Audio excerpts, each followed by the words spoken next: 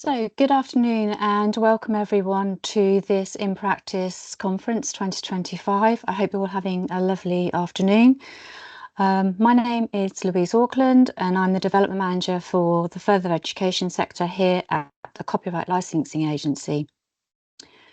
InPractice is an event that brings together people from further education to hear about developments in copyright, learn about, share best practices and engage in developments across the education sector. This varies from educational practices to project initiatives, information literacy, and the hot topic of the moment, artificial intelligence. The InPractice conference is brought to you today by a committee of members that comprise of colleges and colleagues across the UK and staff from across the CLA. So I hope you'll enjoy listening to all of our speakers today on the varied topics that they're presenting on. Just a little bit of housekeeping from us. So this session is being recorded. Attendees will be muted during the presentations, but you will have an opportunity to ask answers and ask questions in the Q&A and chat box feature. With closed captions, if you wanted to have the option of captions, if you go to your meeting controls at the top of the screen and select more actions, language and speech, and it will show the live captions for you. And like I say, after every presentation, we will have an option for everyone to ask any questions. So first up on our agenda, we'll have Emma Cracknell from the Association of Colleges. Emma will be presenting on the fantastic Creative Arts in FE programme, showcasing previous entries and giving information about how you can take part in the 2025 edition. We'll then have a presentation from Roddy Peters. Roddy is the Group Head of Digital Skills from Windsor Forest Colleges Group. Fresh from the success of their launching their private AI called Winnie, we will hear how Windsor Forest Colleges Group are now using AI in inventive ways to support teaching, learning and assessment.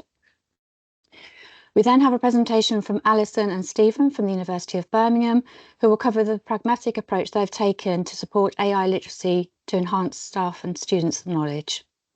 And then we'll be followed by a presentation from Teachermatic, and Peter from Teachermatic will be talking to us about how many colleges have adopted their tool. We will then be taking a 20-minute break.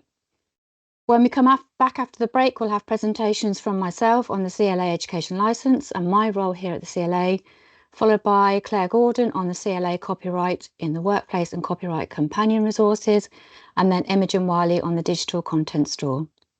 So I hope you'll agree this is a varied, interesting and packed agenda this afternoon, and I would now like to hand over to Emma from the Association of Colleges. Emma, are you there to take over? I am, Louise. Hello, everyone. Bear with me for 1 second while I just share my screen. This is the bit that everyone always dreads, isn't it? There we go. Hopefully that has worked. Can everyone see my slides there? We can, thank you, Emma. Fabulous, cool. Well, hello, everyone. It's lovely to be here this afternoon on a lovely sunny day, or at least it is down here in Essex. I'm going to talk to you briefly this afternoon about our Creative Arts in FE programme, which, as Louise said, is something that we have run for a number of years now in partnership with the Copyright Licensing Agency, and also more recently, UAL awarding body have joined us.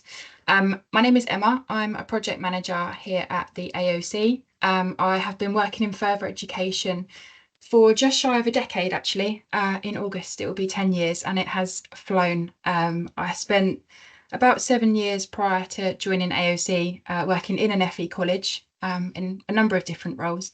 So can appreciate all of the lovely things and all of the kind of more complex challenges that come with that kind of organisation. So I just wanted to quickly run over the AOC and just give a little bit of information about who we are and what we do. I'm sure a lot of you have probably already heard of us if you are in the sector, but we are a non-for-profit membership organisation. We represent further education colleges in England, and our members make up more than 90% of the sector, which is brilliant. This kind of number always blows my mind slightly, but our members educate and train 1.6 million people each year. So the impact of FE colleges obviously is huge, and it's a real privilege actually to work at the AOC and be involved in everyone's work on a day-to-day basis. So our main role as an organisation really is to influence government and local and national policymakers, just to try and make sure that further education colleges really are at the forefront of as many decisions as possible, and to kind of champion, provide support, and also make sure that we're really kind of putting the work of staff and students first. Within the AOC, there are a number of different teams, and we all cover various different roles.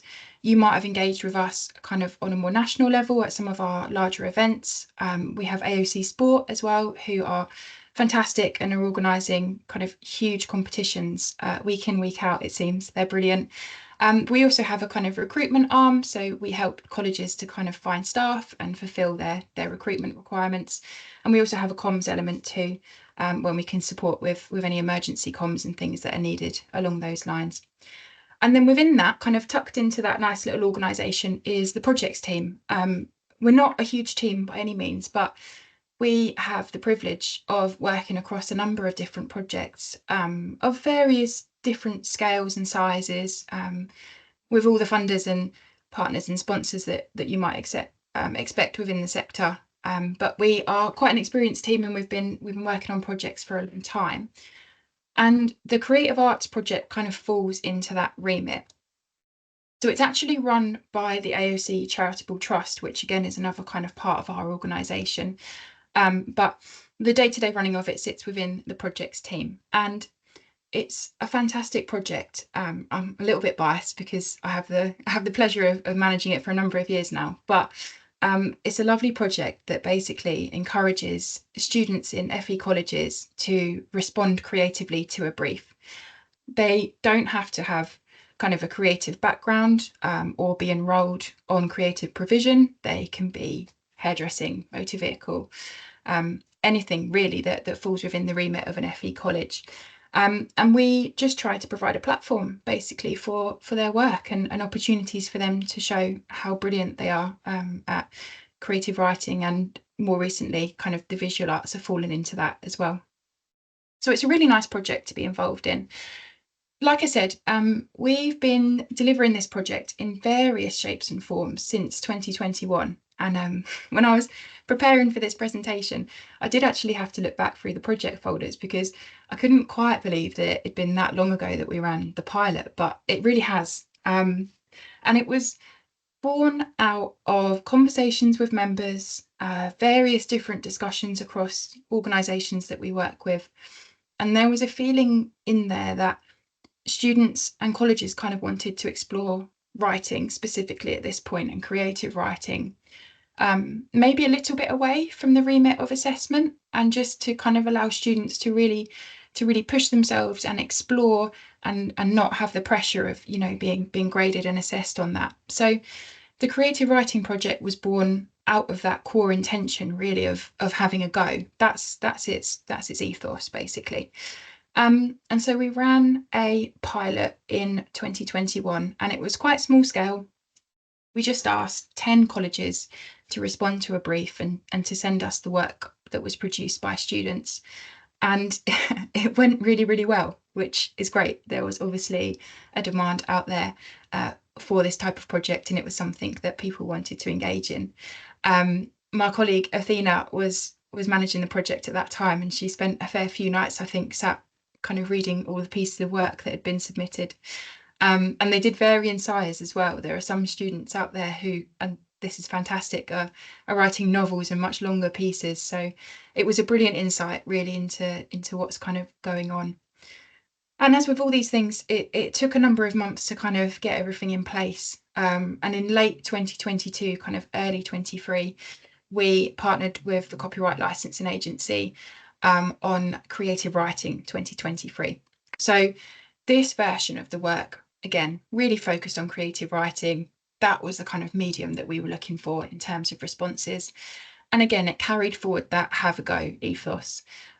There's no right or wrong. There's a limit to an extent on kind of submissions and what we're looking for, but broadly students could send us whatever work they had produced and what they'd put their time into making. The way that it was structured within colleges did vary massively, actually, and this was really interesting for us to see how it had been delivered. it tied into a lot of work that was going on at the time around valuing enrichment. And we were doing quite a significant research project around enrichment as well. So it all fitted together really nicely. And some colleges did deliver it as an enrichment activity, which again, absolutely fine. There's a lot of flexibility about how this is delivered and how it works. But others did deliver it in the classroom as well. A few who had the kind of setup and facility to do so delivered it in clubs and activities. So some of the colleges we worked with had creative writing groups, which was fantastic. So they obviously kind of really relished the opportunity to show what they had been doing. So it was really flexible in terms of how you could actually run this program and how you could make it work. You may have come across the English and Media Centre. We partnered with them on this first version, and that relationship has continued through the subsequent editions that we've delivered. And they put together a no limits brief, which was a fantastic brief, and it really did what it said on the tin. There was no limit around what students could explore within their writing and where they could take it. They also put together a brief that was specifically designed for students, so it was kind of scaffolded to various different levels. And then there was a teacher brief, which went into a bit more detail about delivering kind of lesson plans and how you might want to fit this in to ongoing pieces of work. They also selected a few texts that they felt were a good kind of starting point for students to engage in, and a story writing framework too, which was really, really helpful. And it just kind of set out all the various pieces that you might need to start to put a story or a piece of creative writing together. We did have to limit it to 500 words, and that was really a lesson learned from my colleague, kind of receiving novels and things, which again is brilliant, but there's a practical element to all of this, and we needed to be able to make sure that we could read all the submissions and edit and give feedback. And that job really fell to the editing panel. And this is something that we have found to be really, really valuable through all of the different versions of this work that we've done. The editing panel is great. It means that there's that kind of external validation of the student's work and how good it is. And it also provides us the opportunity to give some constructive feedback as well, which I think is really well received. And again, having sat on the editing panel for a few times, it's actually lovely just to read about the things that are really important to students and what they want to explore. So at the end of the 2023 version of the Creative Writing Project, we put together an online anthology on the AOC website. It's still up on the website actually, and there's some links kind of in later slides, so you can access that and have a look if you'd like to. And we also produced a printed anthology for the students whose work had been kind of selected for that stage of display. So we sent that out kind of the end of 2023. And it was a lovely thing to do, and it was really nice to kind of actually put their writing in print. And one of the really interesting things about this piece of work is that every year when we deliver it, something challenges us, something changes. And for the 2023 version, we had some students submit audiobooks and recordings where they'd kind of performed their written pieces, which we absolutely loved. And it really got our kind of cogs turning in our mind, because we were thinking, well, the students are kind of asking us actually to grow this and to develop it and take it in a slightly different direction, which is what we did in 2024, which I'll come on to talk about in a second. I won't read them out, obviously, and you can, like I said, the link is just at the bottom there, so when the slides are shared, you can have a look for yourself. But I've put a couple of the submissions from 2023 up on the screen. I think they're a really good example of kind of the diversity of writing that we received, from the more kind of traditional fiction and non-fiction, all the way through to screenplays and more kind of media-based outputs. And we didn't specify at any point in time really that that's what we were looking for. So again, it was great that students kind of felt that they could take that brief and run with it and move it in the direction that they wanted it to go. So we're really grateful for them actually, just kind of pushing us a little bit maybe to develop the work further. So we get to 2024, kind of keeping that feedback in mind around the types of submissions that we receive from students and what they were sending in to us. We decided we wanted to grow the programme. So again, we had the ongoing support of the CLA, and UAL awarding body joined us at this point as well as sponsors, which was fantastic. And obviously that combination of skills meant that we could really start to push the media that we would accept for our submissions. So creative writing kind of remained at the core. That's a really important element of all of this. But we also asked students to send us visual, fine art, film, media, animation, performance, spoken word, photography, anything really, I suppose, that kind of fell within that bracket of creativity. It was fantastic as well to have a brief put together this time by UAL awarding body. Obviously, that's where their skills really lied, so that was great to be able to do that.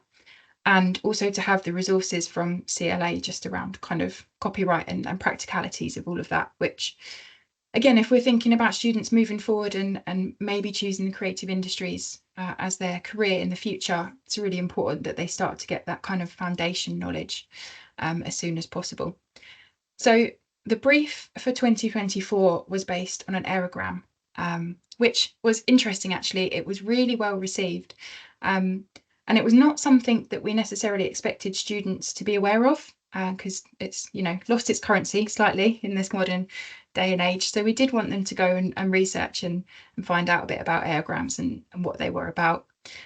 And as you'll come to see in a second, the way that the students responded to that was really, really interesting.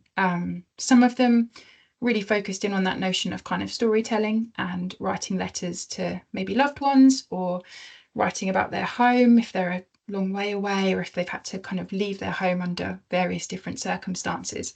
It seemed to just be a really good way to kind of open that door and to let them engage in that idea of storytelling and how you do that visually and through writing as well. So alongside that, again, kind of growing the programme and wanting to develop it a little bit, we started to think about the kind of careers element to this, the CIAG, like how could we make sure that actually we could make it quite clear to students, I guess, that this might be an opportunity for them in the future. And so we recorded 3 interviews with creative practitioners. We spoke to a multidisciplinary artist, Princess. They're doing some really cool stuff. We also spoke to a writer and to a graphic designer who's also worked in film. So covered a lot of bases there, and we spoke to them about their careers and their kind of journey through education and what they've done in the past to end up at the point they were then, which again were well received, and hopefully were a useful insight for students who might not have necessarily engaged with this kind of area before. And like I said, in 2023, we decided to carry the editing panel forward to 2024. It was a really, really interesting process and quite a successful way, I think, to highlight to colleges involved and staff and students that we really had taken the time to look at and watch and understand every single piece. And when we spoke to colleges kind of after we closed the 2024 version, that feedback around the editing panel was really strong, and it was really useful for students to kind of have, again, that external view on their work. So that's definitely something we'd look to continue. And in terms of outputs for 2024, so we put together an online anthology and gallery this time, which I have to say a big thank you to our lovely comms and marketing team, because it did push the limits of my IT knowledge slightly, just in terms of how we were going to organise this and how we were going to set, file sizes and how to share work with us, all of those kind of practical things that come up in this type of project. And then the quality of the work was so strong, really, that we wanted to put together a social media showcase. So towards the end of November 2024, we had a week-long showcase where we showed kind of and displayed the submissions that we'd received. And we wanted to really give that to the students to make sure that we could be really clear about how much we liked their work, and we thought it was brilliant. And we loved the way that they'd kind of engaged with the brief and had taken it again and run with it for 2024. And then some of you may know, some may not, in November, again, we host annually the AOC conference. and that's attended by about 1,000 to 1,100 people from the sector. Tends to be kind of principal, SLT, vice principals, awarding bodies, government officials, and the like. So it's quite a good audience really for this type of work. And we were really lucky that we got to display the students' pieces a number of times in different ways, in shapes and forms across the 2 days. So it was great, again, to give them that platform and that opportunity to showcase all of their work. So I've just put a few of the submissions up on the screen here. And that really was to highlight the variety of ways that students took that aerogram brief and ran with it. And at an initial kind of look, you might not necessarily associate all of these images in this piece of text with aerograms, but it was interesting to kind of follow the journey that the students had taken through that brief and the bits that they had decided to focus in on, like notions of home and identity and family and belonging. All kind of came from the idea of writing to each other and having to post that across the world. So again, it's just lovely to see that kind of variety and how students want to engage. And I think what I would say at this point as well is that one of the joys of this project, and I kind of touched on it right at the start of the presentation, is the variety of students who do take part in this work. So we have a lot of adult learners, ESOL learners, level 2, level 3, some who are on creative courses, and are doing this day to day, and that's fantastic. But again, others who aren't. We've got motor vehicle students. And we also have staff members who submit to us every year, which is brilliant. And we actually really encourage that because this project is about the whole kind of college community and giving everyone the opportunity to take part. So it's really varied what we receive, and that's kind of one of the best things about it. And for my next slide, I have got a video. I'm not entirely sure if the sound is going to play, so bear with me, but it does work without the sound. So I'll show a couple of seconds of it because I am conscious of time this afternoon.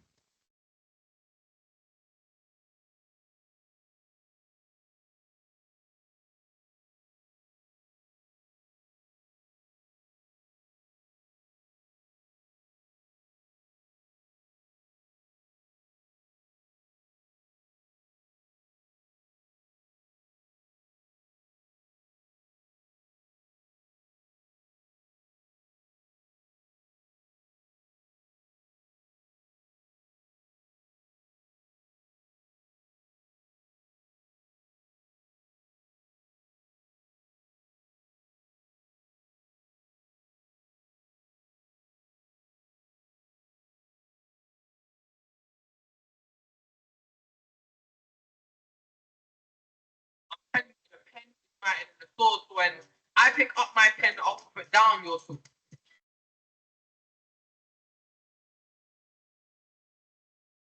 So that was a show reel that we put together for the 2024 version of the work.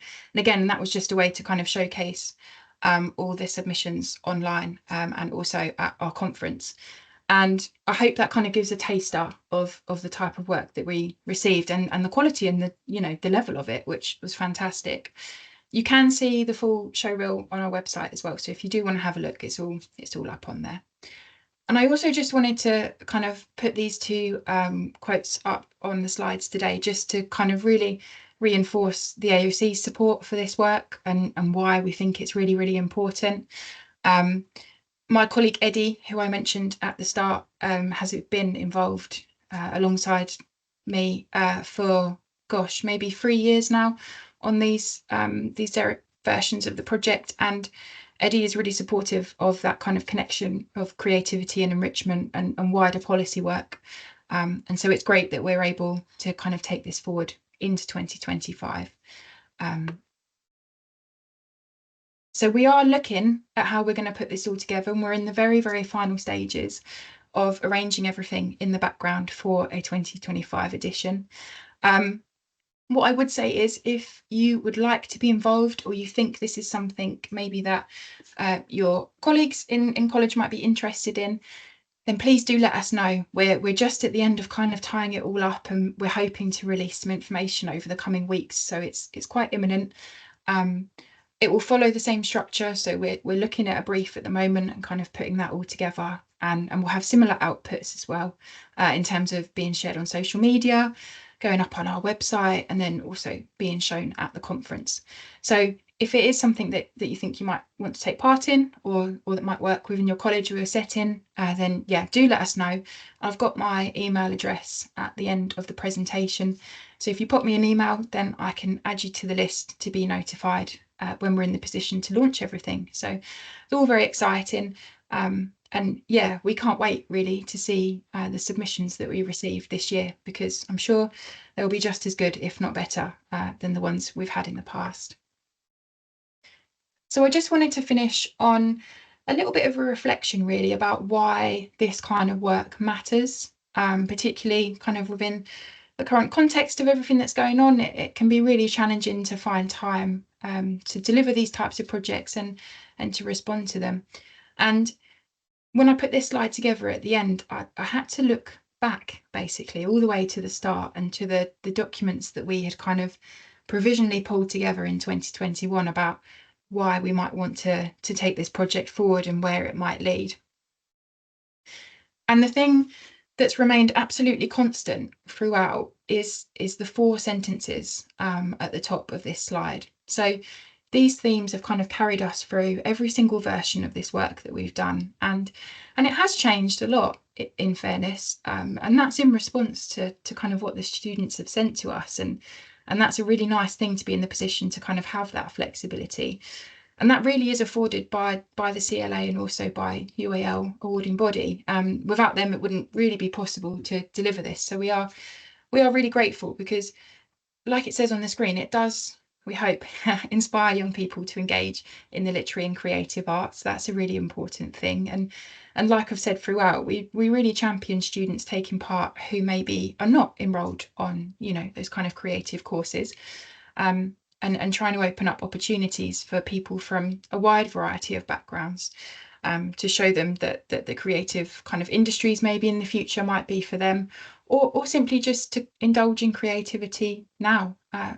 You know, can be quite a stressful point in time for students who are in colleges when, you know, we're building up to exams and the like, so, and assessments. And then we also just have really felt that developing the brief and the resources to try and support teachers, lecturers, library staff, tutors, anyone who might be delivering this, has been a really important thing throughout. You know, we have for the most part all done our time in the sector and understand the complexities of fitting things like this in. So it's really important for us that this project actually works kind of practically and is something that, you know, you can pick up and deliver, and that ties into, you know, wider college activities as well and initiatives. And the last thing really is to encourage a love of creativity and literacy and reading and writing and visual kind of aesthetics and looking at things and understanding. That's something that's really important to us and will continue through, you know, however many versions of this project we'll manage to put together in the future. And I just wanted to finish up on a slightly smaller number maybe than the 1.6 million students that we started with at the beginning, but we have, over the time frame that we've run this kind of formally, had 163 submissions that we have displayed, and that really is the tip of the iceberg, because we do ask that colleges only submit 5 pieces each, and we know that a lot more students within the colleges take part and don't necessarily kind of make it through to being submitted to our stage. So the impact of this work potentially is quite broad, and that's something that we're really proud of, that we have been able to facilitate, you know, displaying that many pieces of writing and art and animation and film. So do let me know if you are interested in taking part in our 2025 version. My email address is just up there on the screen, and like I said, I will add you onto the list of people who will notify as soon as we're ready to do that. And I think, Louise, that probably just draws my slides to a close there, so I'll stop sharing and hand back over to you. Lovely. Thank you, Emma, and thank you for your time. And that was a great presentation. It was really good to see all the different submissions that you receive on that video reel and how varied they are. Does anyone have any questions for Emma at all, either in the Q&A or in the chat?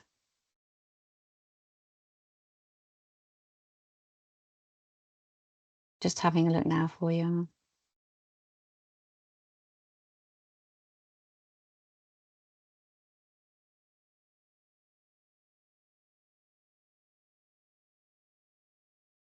Brilliant. Thank you, Kerry Ann. I look forward to receiving it. I'll pop you onto the list.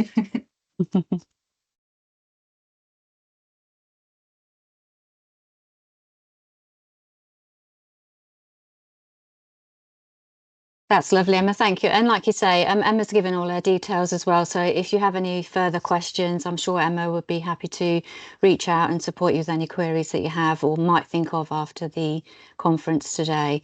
But I just want to say, Emma, thank you ever so much again for, going through and talking us through that fantastic project. And thank you. And Emma's just put her details in the chat as well, her email address. So that's great. Thank you ever so much, Emma, for your time today.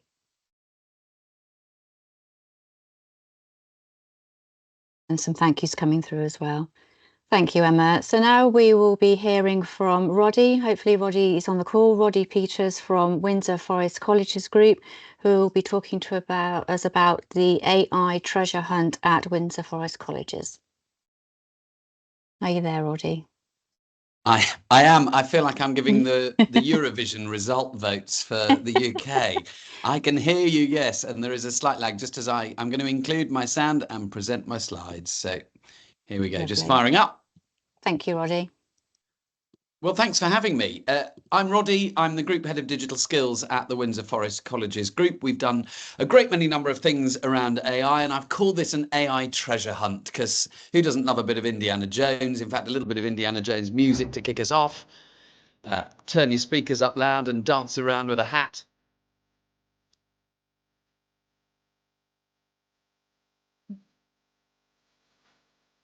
Bam, bam. Love a little bit of Indiana Jones. Love a bit of Indiana Jones. So yeah, this is obviously an AI generated image, as you can probably tell from the explorer's face there. That's AI is slightly mishandled in the creation of it. But we're all after gold. We're all after trying to find that thing that helps us relate to students and connect with them. And actually, whilst I am the head of digital skills, which means that I try and help upskill 1,100 staff in all things cloud, AI, anything digital and technical. I do also still teach. So I've hopped off a lesson just now with some hair and beauty students. I teach English GCSE on a Thursday. I've got some plumbers to go and brief for their mock exam next week in just a couple of hours. So I've got a very practical understanding of how to try and make AI work in a classroom setting. And that's going to be something that I'll touch on today. But I think really the reason that we're here is that in the last 18 months, the college has made a bit of a name for itself for having the first private AI in further education. So that's led to some really exciting conversations. And I think because I've got that foot in tech and teaching, it's helped really try and bring to life for staff ways in which they can use it to save time. So there is always that pursuit of treasure, the thing that we can try and find in the Aladdin's cave of EdTech that will help engage students, that will improve outcomes. And I think the impact is slightly trickier to track at the minute. That's not something that's so obvious to show data for. But in terms of ways in which you can use it and things to be wary of when introducing it and things to be excited about are certainly things that I've spent the year in my role. I've been in this role now for 14 months, so I've learned fast, and AI has really dominated the headlines of that. So we're going on a treasure hunt. So saddle up. And off we go.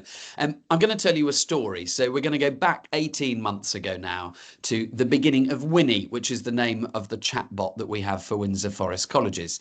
And let me tell you where it came from. So we are fortunate enough, by being essentially on the end of Heathrow's runway, to have some really strong industry links nearby with the airline industry. And our chief exec is a passionate advocate of technology. And I think that's the first lesson, is it really helps in your journey with instituting AI in a college group or in fact in any organisation, to have leadership that's brave and bold and is up for using technology. So having the C-suite level appraised of how AI works and its benefits is really beneficial.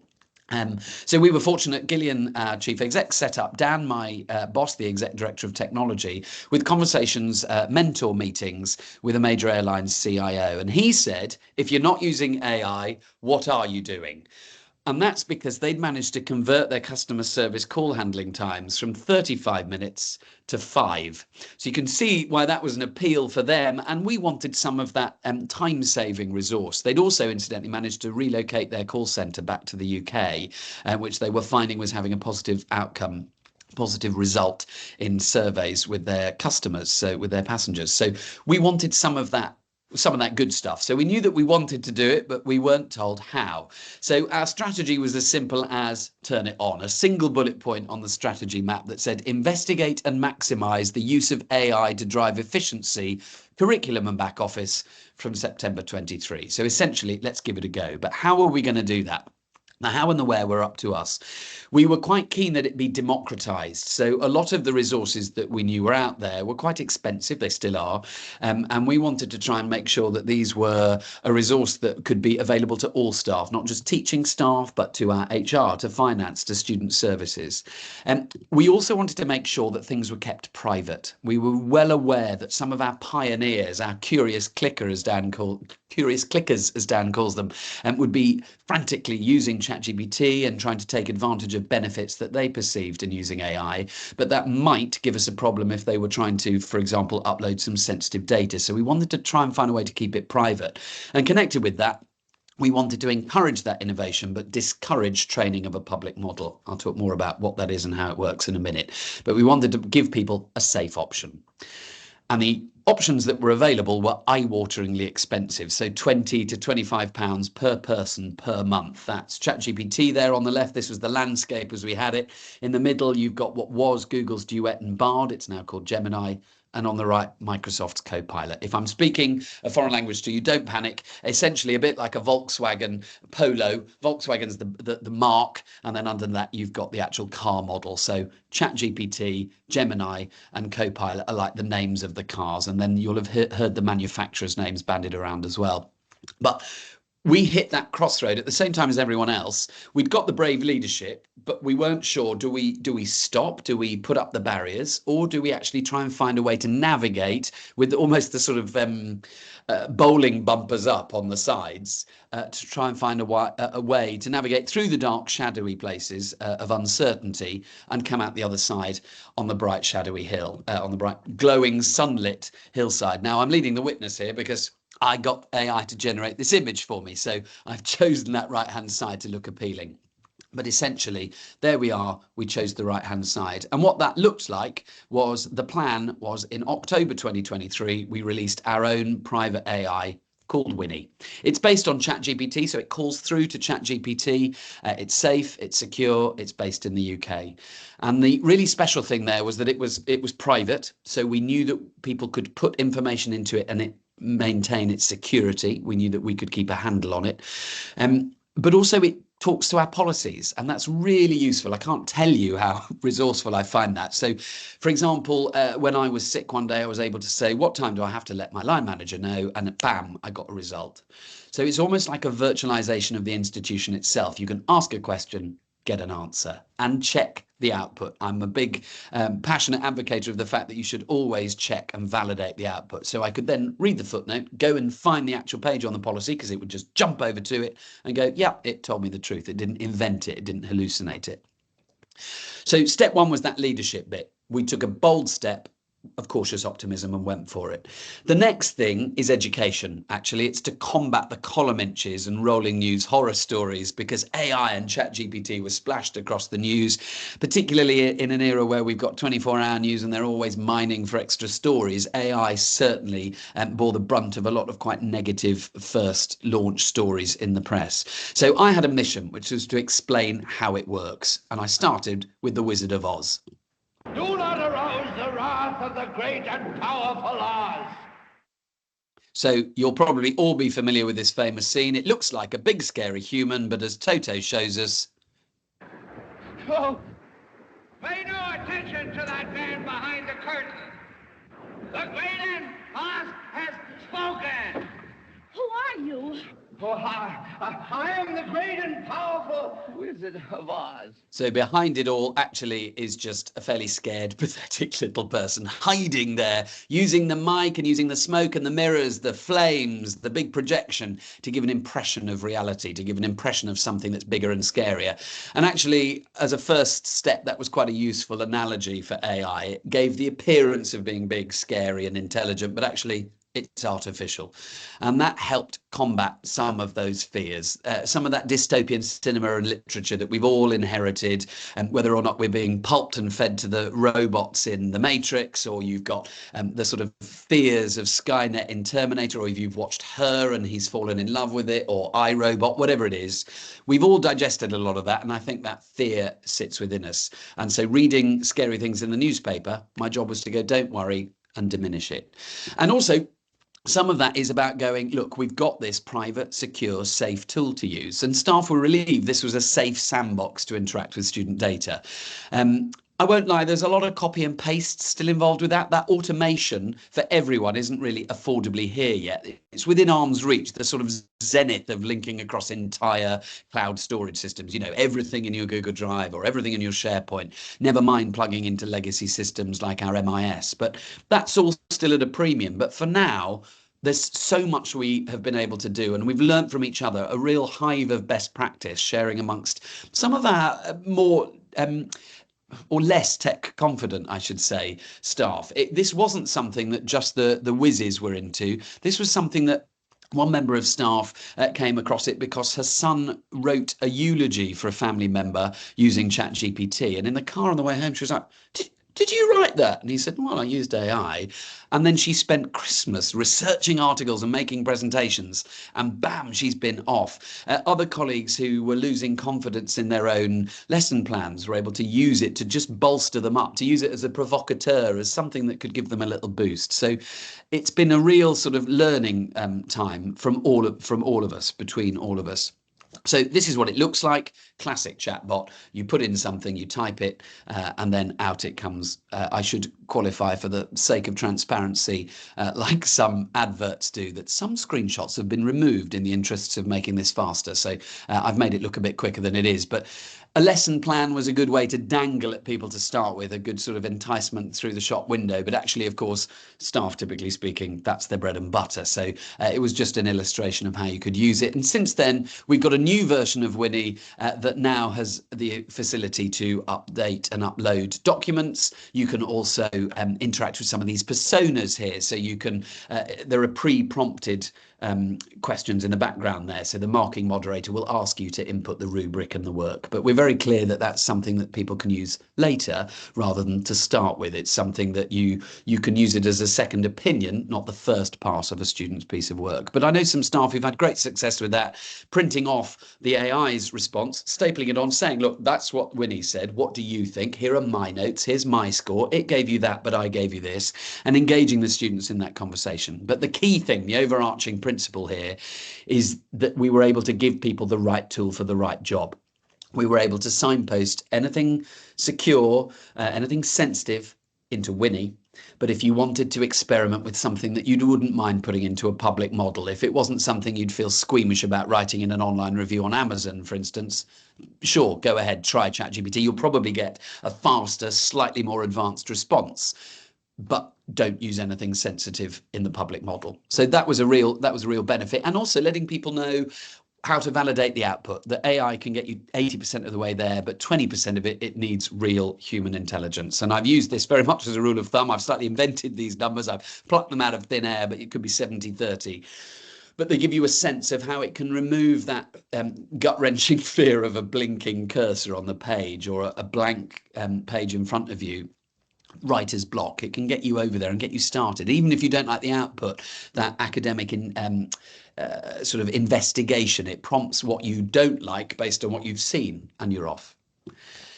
It's done all sorts of things. People have used it, and I won't read these all out, but it has lightened the load for so many staff. It's an open tab for people a lot of the time, so I see it open as just a reference point for people, and it's amazing what people have been doing with it, from simple communications, which has happened a lot, to translating. I've seen people, I'll show you a little bit of that later, but people translating live. It's like you've got an interpreter in the room, to modeling it in class with students who are sharing successful prompts in a Google Doc.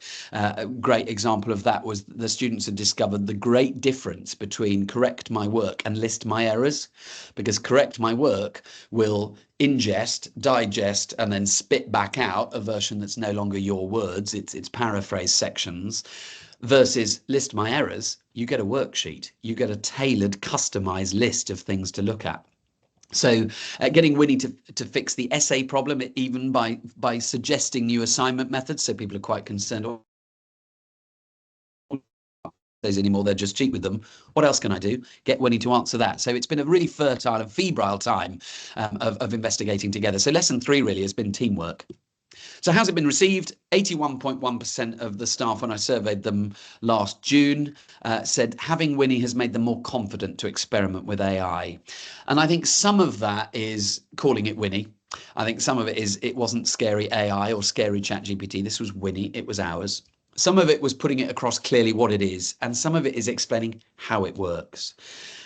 It's been, I mentioned that experimentation has been so exciting, and now people are looking down the line and going, oh, what's next? I actually think we're in a bit of a lull. Not a fat lot's happened since ChatGPT came out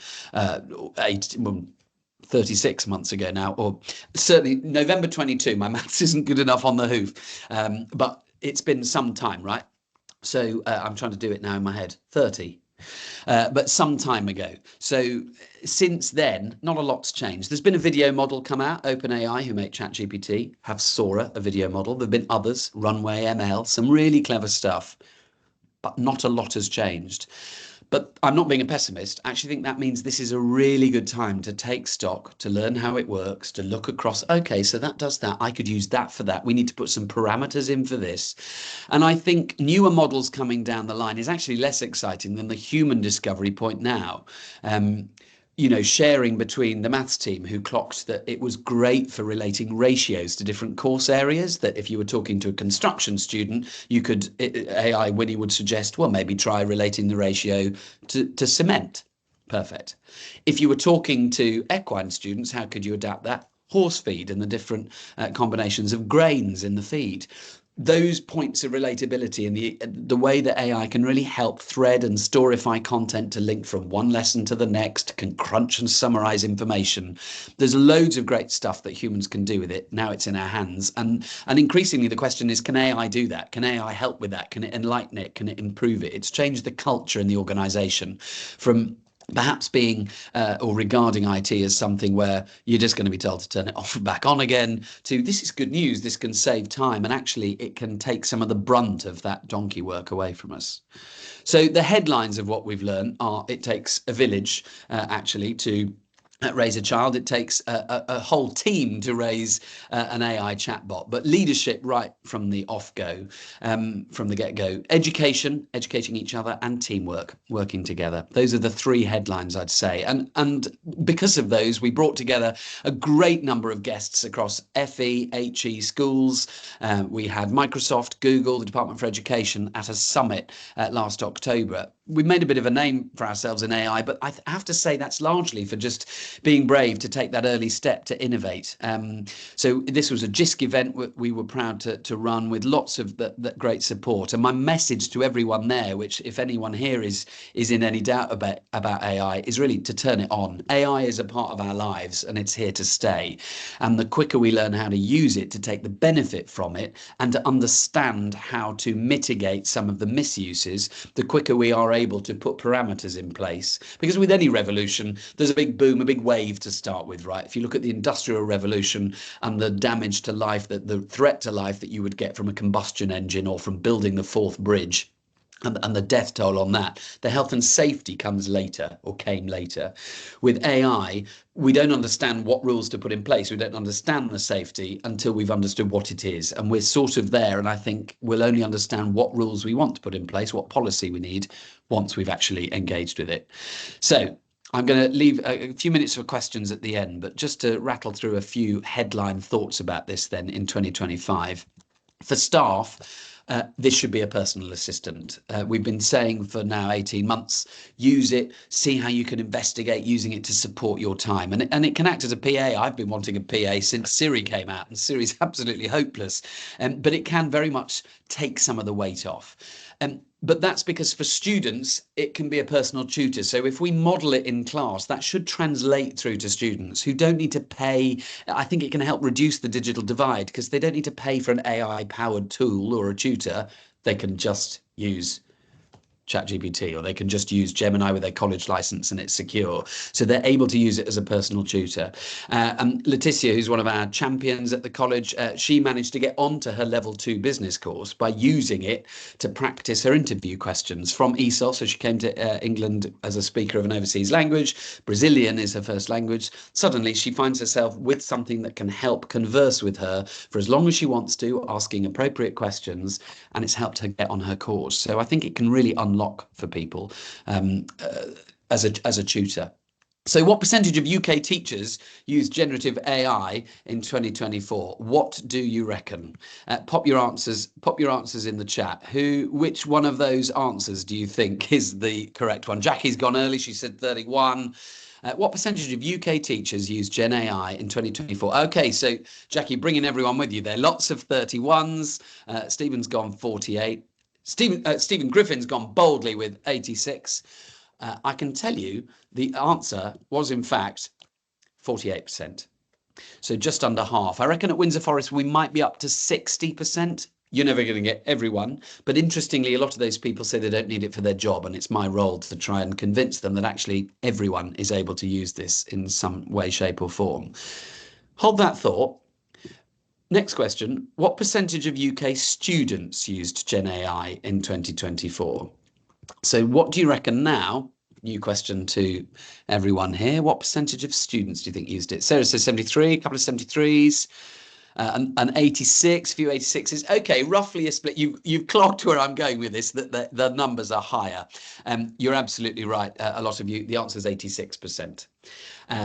That's a DEC survey, a Digital Education Council survey. The first one is from the National Literacy Council, but it shows that gap between where our teachers are at and where our students are at. And it should be the other way around, actually. And it's making it something illicit. It's something that the staff don't know about. So in a business T-level course I went to speak to the other day, they actually looked at each other slightly furtively, like, how does he know about AI? That's our thing. Ditto in another case, I was talking to some students and it was quite clear they weren't talking to each other about using it. A bit like gaming before Twitch popularized it and streaming meant that people could see just how big a community it was. It's seen as a slightly nerdy thing. They don't want to confess to using it, but it means that when it's banned in classrooms and they don't know who to go to safely to go and talk to the normal role model who's now saying that's banned. So I can't ask them about it because I give away I'm using it. It's closing down that conversation, and we need to be confident to be able to lead that conversation. Ever more so because the classroom of the future is changing now. AI might have slightly over-glamorized what the classroom of the future is going to look like, but Generation Alpha is coming. And we've done an incredible job fighting budgets and battling spreadsheets. But Generation Alpha, kids up to about 12, 14 years old, have been born into a smart world. They're not digital natives, but they have been born into a smart world with millennial parents who probably are digitally native. They've got smart tech integrated. They've been through COVID, climate and social change, and AI is here to stay. The cat is out the bag. It isn't going back in the bag.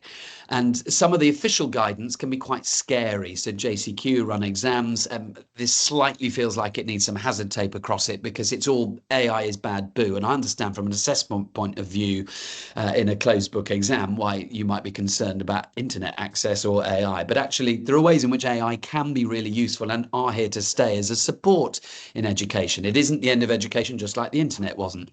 So we've released a whole load of guidance, a poster about digital safety, and there's a lot in this. I've compressed quite a lot of different things about sharing images and cyberbullying and multi-factor passwords. But I was very clear to put in this line about staying original, making work your own, that AI can give you ideas, not whole essays. And we've talked about plagiarism, the fact that misuse isn't some new scary thing. It's the same as the teacher's gut of, did your mum write this? So we know when it's not their work. You tend to recognise immediately, hang on, you've jumped vernacular here. I had it this morning with a student who suddenly used the word homogenized. That did not match the rest of the format of her writing. So you just have a conversation. That's plagiarism. It's got you started. Put it in your own words, please. We've had tutorials with students talking to them about how ethics works, how AI has been trained, how the model works. And interestingly, during the course of that, because they're really interested in this and where the data's come from, we generated some images. And I noticed that one of them in particular, if you zoom in the cloud, has got an artifact. That means a sort of JPEG dirty bit that looks an awful lot like a watermark off an image. So when you've normally got an image that says, copyright right the way across it, this is an Adobe stock image, which makes me wonder where they scraped that image from in order to generate a new one. So that copyright issue and the sustainability issue, they're really interested in. So talking to students about some of those issues and giving them some guidance. I've made this poster about the different things, the different tasks, and I got our AI council at the college to put this together, or to allocate and apportion those different post-it notes. Most of them chose to put more in green than any of the others, which I was really encouraged by. Basically, no deep fakes and don't get it to write your essay. Research ideas was in the yellow before the deep research models were on the market. So actually, that's got better for that now as well. But there's so much they can do. We should be showing them how to do it. So modeling it in class, showing that we're knowledgeable about it, that using images to help as a way in to critique those flaws, to prove that that classroom of the future image I showed you earlier was all white lads to start with. I've edited it to try and become more diverse. An image that's biased is a nice way into showing, well, that training data information that is going to perpetuate some of the prejudices of the past will be present in the output as well. Look at that image. Do we want the world to look like that? It's about being transparent when you've used it, attaching that stapled on piece of paper and saying, I used AI for that, using traffic light guidance and letting people cite it, having an appendix of all your prompts and outputs. So there are no experts. Those that there are in monetizing this quickly. I think we've got to work together and understand it. And actually, you don't need any technical confidence to do it. You just chat with it. We all know how to return trousers to ASOS and get past the chatbot. So you just interact with it. 21 words is a sweet spot. See what you get out, refine it, use it with students. It doesn't need a big budget, which is great because we don't have one, but that does mean that the older models will become cheaper and more universally available as well. And discovering and sharing from each other. We are still really near the beginning of this innovation curve, E.M. Rogers's diffusion of innovations. And the good stuff comes not to those who wait, but to those who don't wait. A toddler learns the world around them by falling over, dusting themselves off and carrying on. Don't touch the hob. Ow. They won't do that again.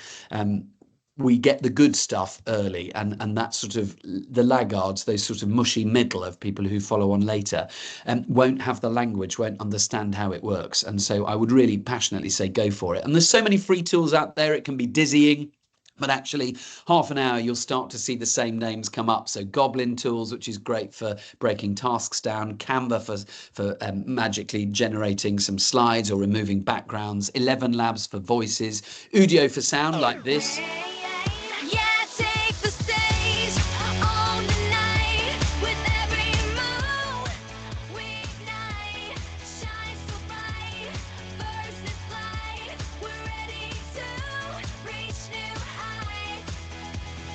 Now, all right, it's Gaga and Katy Perry, but it was a great way to bring a student on stage at an event I did at BET. Firefly generates images like Photoshop from Adobe, and Notebook LM, this black one in the corner, is a great way to interact just with the specific information you've got. So if you remember the internet looking like this, when Google was called back rub, you imagine going around now saying, I'll just back rub that for you. And it sounded like this. Then you'll appreciate the distance we've traveled since then. So now we've got these in our pocket. That's 18 times, 20 times, 1,000 times more powerful than that computer there. We're there with AI, and we need to just grab the bull by the horns. I've left about 1 minute for questions because I've been so enthusiastically talking about AI. If anyone's got anything, I'll try and quickly address it, but I realise that you might have to email me afterwards, in which case I'm roddy@windsor-forest.ac.uk. Louise. Lovely. Thank you, Roddy. That was such an engaging and powerful and visual representation. And who doesn't like a bit of Indiana Jones? But yeah, thank you ever so much. Got lots of claps coming up. I hope you can see them on screen. And lots of thank yous coming up for the presentation. Has anyone got any final questions for Roddy at all? Please do put them in the chat. If not, I'll leave my contact information here. Feel free to hop on a call if there's something I've said and you're like, what on earth does he mean, or how do I do that? You can book time in my calendar with tinyurl.com/bookroddy, and then my email address is there as well. Very happy to continue the conversation later. That's lovely. Thank you, Roddy. I was going to ask, if you've got any final tips on people that have got staff maybe in their colleges to bring them up to not to be scared of using AI tools. Do you have any final tips for anyone? I think breaking it down, debunking some of that jargon, some of the fears that people have, addressing how it's trained. I think it's not the way in. I wouldn't start with describing machine learning or deep learning because those are scary terms. A bit like prompt engineering is scary. Yes, you can go away and have a PhD in writing 3 pages of a prompt, but it's just prompting. No one says, would you text message that to me anymore? It's prompting. So trying to squash down some of the fear around some of those terms, explaining how it works, so that people know that it's generating it by essentially rolling the dice and guessing the next word. Things like that help people then appreciate why you can't just put a piece of work into a plagiarism checker and say, did AI write this? Well, AI is going to guess because it's AI looking at AI written work, and it isn't going to find a whole passage from Wikipedia. It's written each word one at a time. So learning a bit about how it works and getting rid of some of the fears around it. I described training the model as being like an African grey parrot because it's listening to you. I met an African grey parrot once and it didn't speak, and I was gutted, and its owner said it's because it's listening to you. So if you're putting confidential information into ChatGPT, it's going to feed that background into the model and learn from it. Whereas if it's sensitive, you want to keep that secure. So helping people navigate some of those safety issues and understand the ethics and training behind it just gives people a language to appreciate how the outputs work, how to validate it, and how to use it. Lovely. Fantastic, Roddy. I can't see any questions, but I'm sure if people, they'll be happy, you'll be happy to answer any questions later. But Thank you ever so much again for taking the time to present. Fantastic presentation. Thank you. Thanks for having me. Thank you. And thank you very much, Roddy. And our next presenters are Alison and Stephen from the University of Birmingham, and they'll cover the pragmatic approach even taken by the University of Birmingham to support AI literacy for staff and students. Hopefully Alison and Stephen are on the line who'll be able to share. Yeah, hi Louise. I'm here. Stephen's here too. I think he's just joining. Let me share my presentation. Lovely, thank you.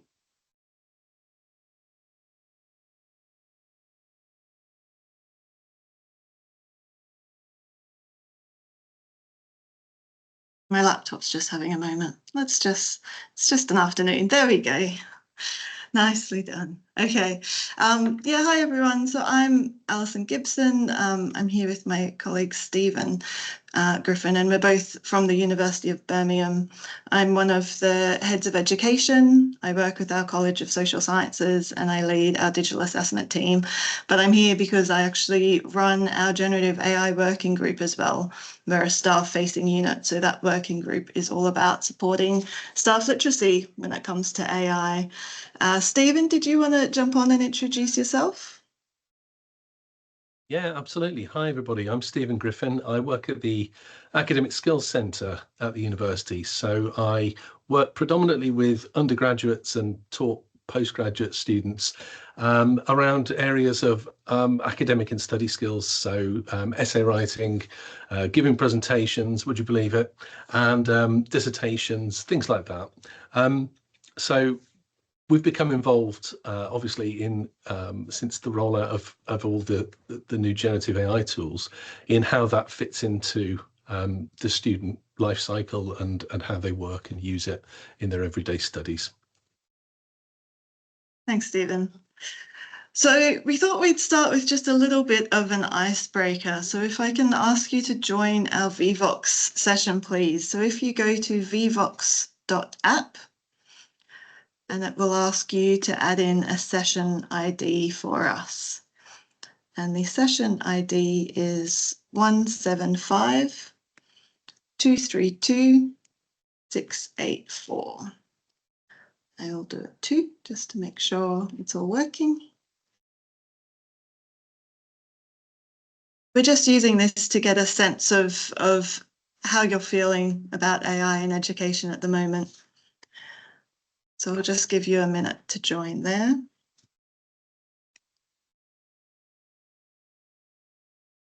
So the session ID is still up the top there if you need it, but if you've managed to log in, you should be seeing this question on your screen now.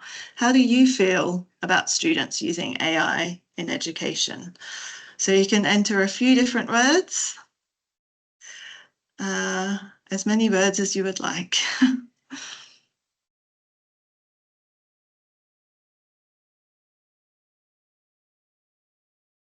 Okay, people feeling a little bit wary. Okay, nice. Nice.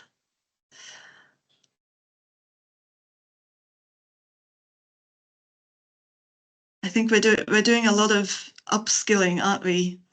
Staff and students.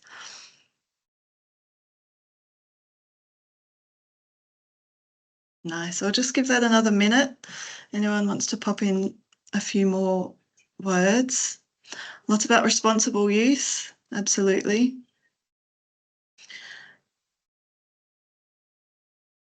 Training. Yes.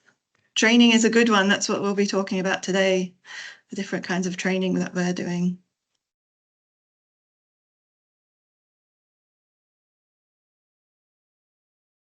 So there's a really interesting mixture coming through here. It's really covering that whole spectrum from feeling very anxious, I'd say, right through to being optimistic and it being the way of the future.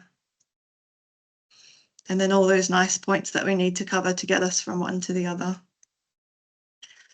Okay, I'm going to close that down now. Thank you for all your answers. We actually ran this question as well with students. Stephen, did you want to speak to some of the answers we've had from students? Yeah, they weren't as concise as the staff, which is all credit to the staff, I think. Yeah, so students were generally a mixed bag when it came to this. That some of them thought that it was good for explaining difficult topics, and this is kind of borne out in the conversations that we've had with students as well. They use it, obviously.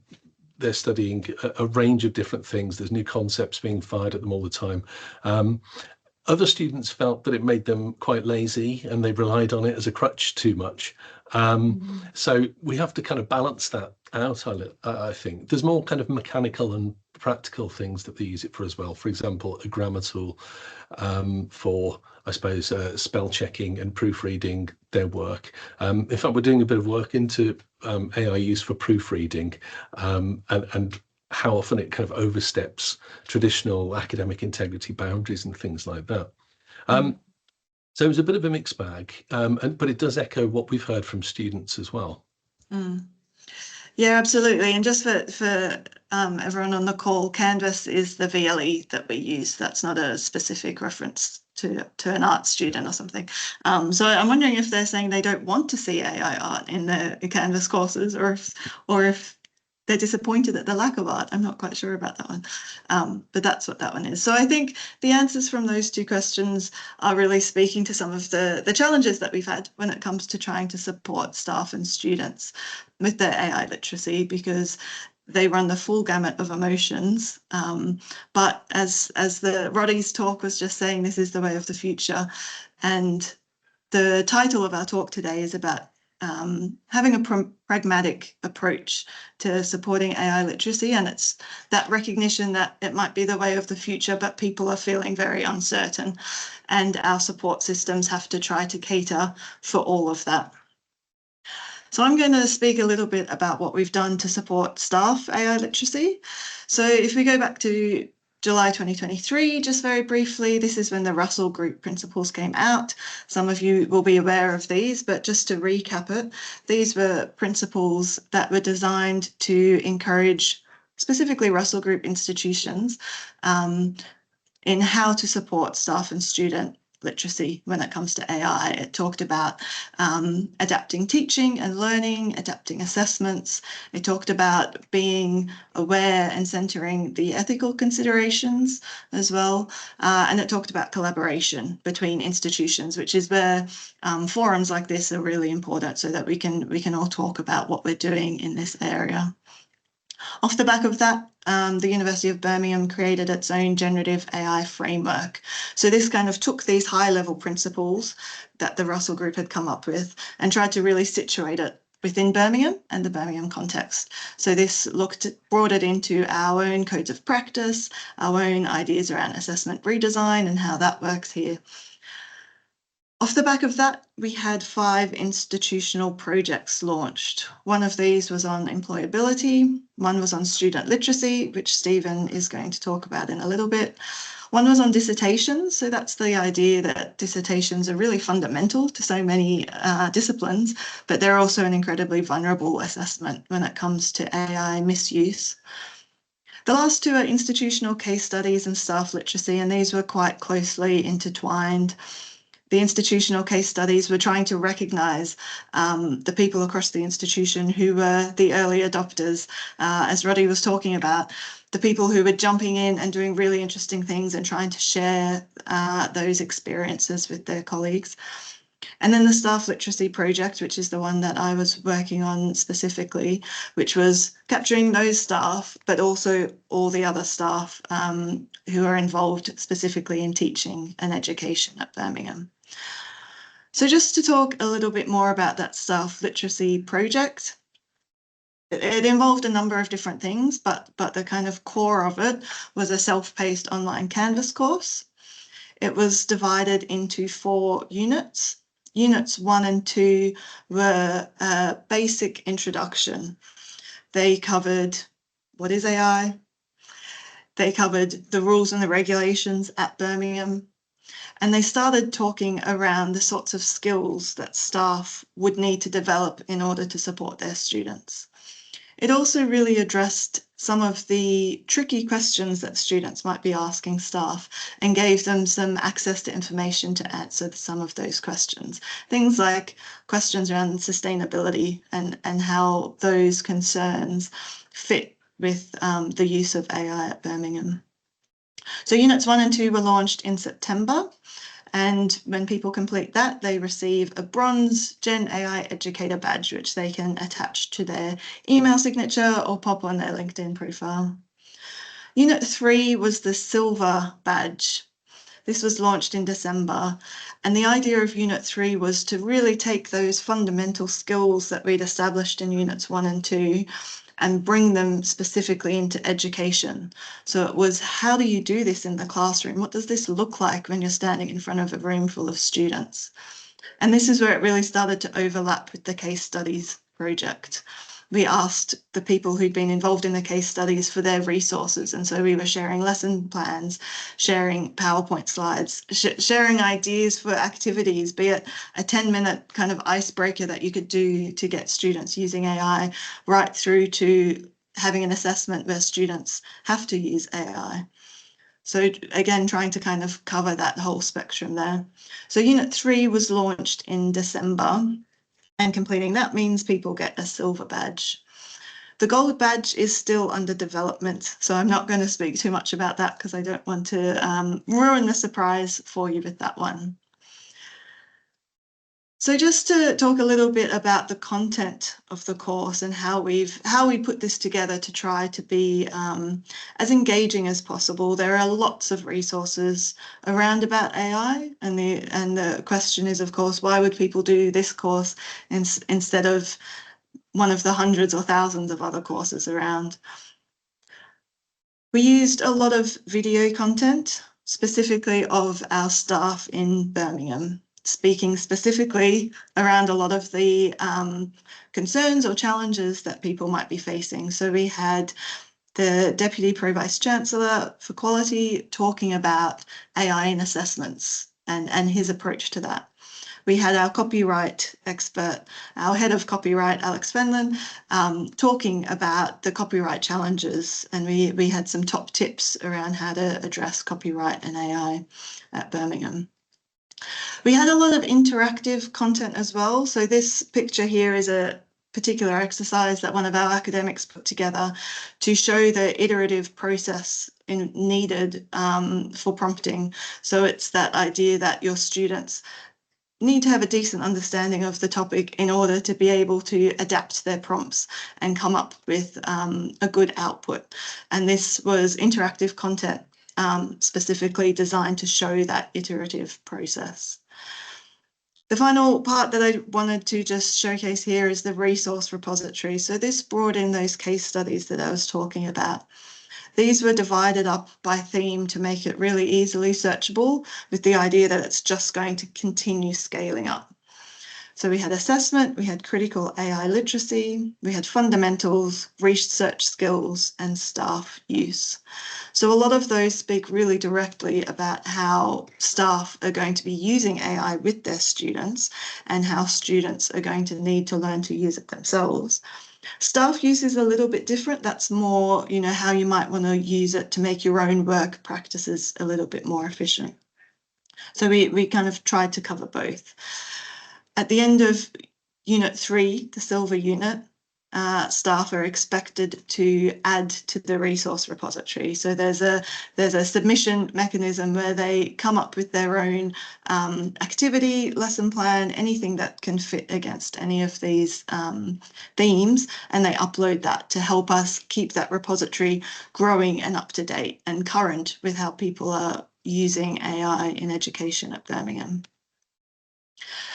Before we launched any of the units, we did a QA process where we sent it out to all of those early adopters who were very keen to talk about AI. This is just some of the feedback that came through, and there were just a couple of parts here that I just wanted to bring to your attention. So the second one there says the prompts workshop was great. I was given all sorts of ideas for student projects. And that really speaks to one of our aims with the course, which was that it should be a source of inspiration. Yes, it's about upskilling. Yes, it's about rules and regulations, but it should also be, look at all these things you can do. Go and have some, you know, go and experiment with your students and see what you can get them doing.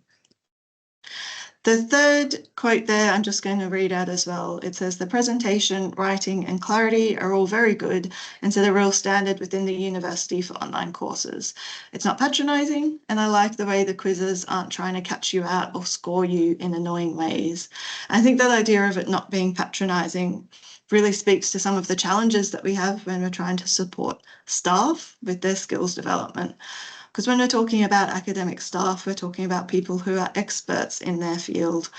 And it's really important from our point of view to not patronise them when it comes to the fact that they have to develop these skills, and that's what we're trying to support them to do. And so that feedback really spoke to that element of what we've been aiming for with this course.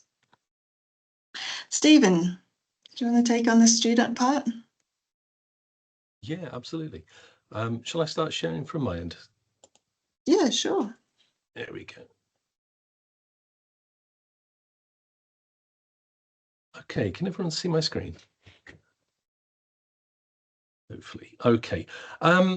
Yeah, so the student experience of using AI has been subtly different, I think, from staff. I just wanted to start off with a quote that we gathered from an attendee at the Association of Learning Developers in Higher Education conference we attended last year. I spoke to, it was another member of staff who said, my experience with AI is that some students use it, but most students don't want to talk about how to use it. I thought perhaps they preferred me to think that they don't use it for writing. And then, of course, I saw it in their writing. And I thought this quote kind of encapsulates quite nicely what we don't want our interactions with students to be like when it comes to using AI. There are certain, I suppose, shibboleths, or there are certain markers of AI-produced work, as alluded to earlier, with the use of like homogeneity and things like that, that do kind of crop up in student work that can make it kind of identifiable, even though evidence suggests there's no technology that can 100% accurately identify this in student-submitted work at the moment. But what we want to really avoid with our work with students is this kind of disconnect with them over their use of AI. When the Russell Group first kind of gave us the guidelines with which to work and develop our own, I know a lot of universities, and I'm sure FE colleges and schools as well, were quite anti-AI, and there was lots of calls to ban the technology outright. But of course, you can't do that. The cat is out of the bag and it's here to stay. The use of different models in private terms, people can just sign up for free accounts with different models, or they can get paid accounts to get even better versions, is just all over now. So there's absolutely no putting it back in the bag. So our approach, like I'm sure in many of your institutions, was to meet this head on and to talk with students about it and to see exactly what they were doing with it.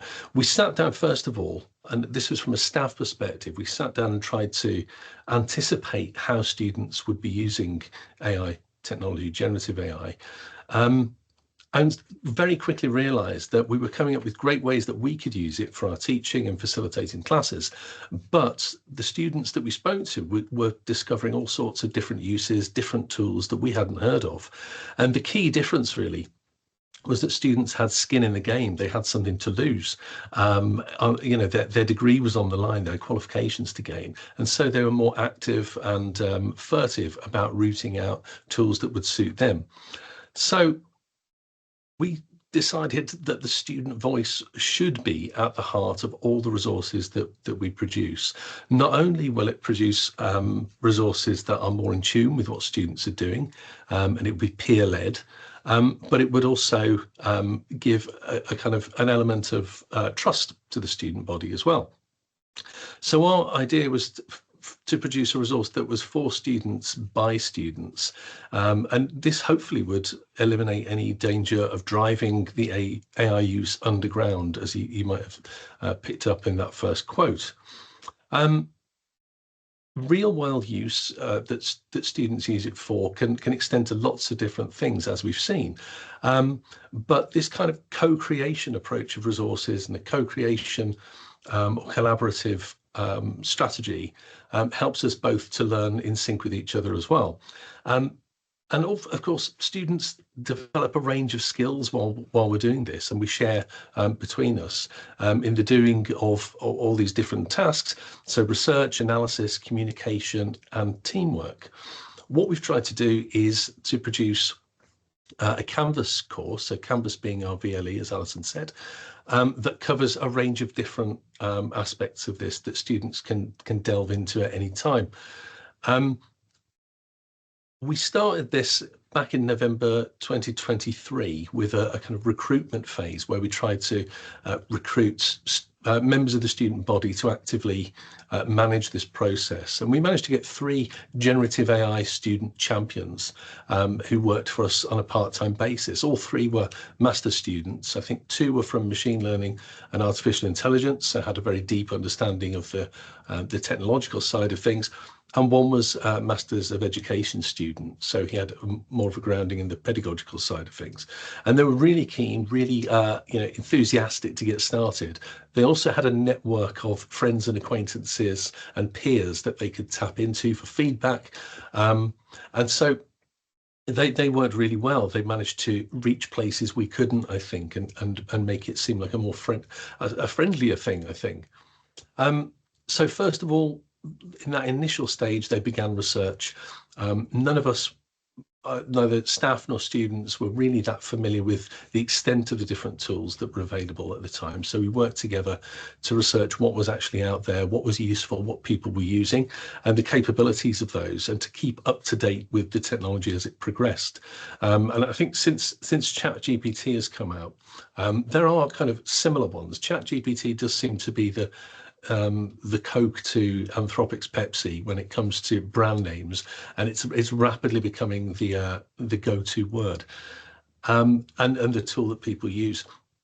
So we were looking beyond just ChatGPT, but of course all the time things were increasing in capability, and so we're trying to keep up to date with the new powers of these tools and what they can actually do.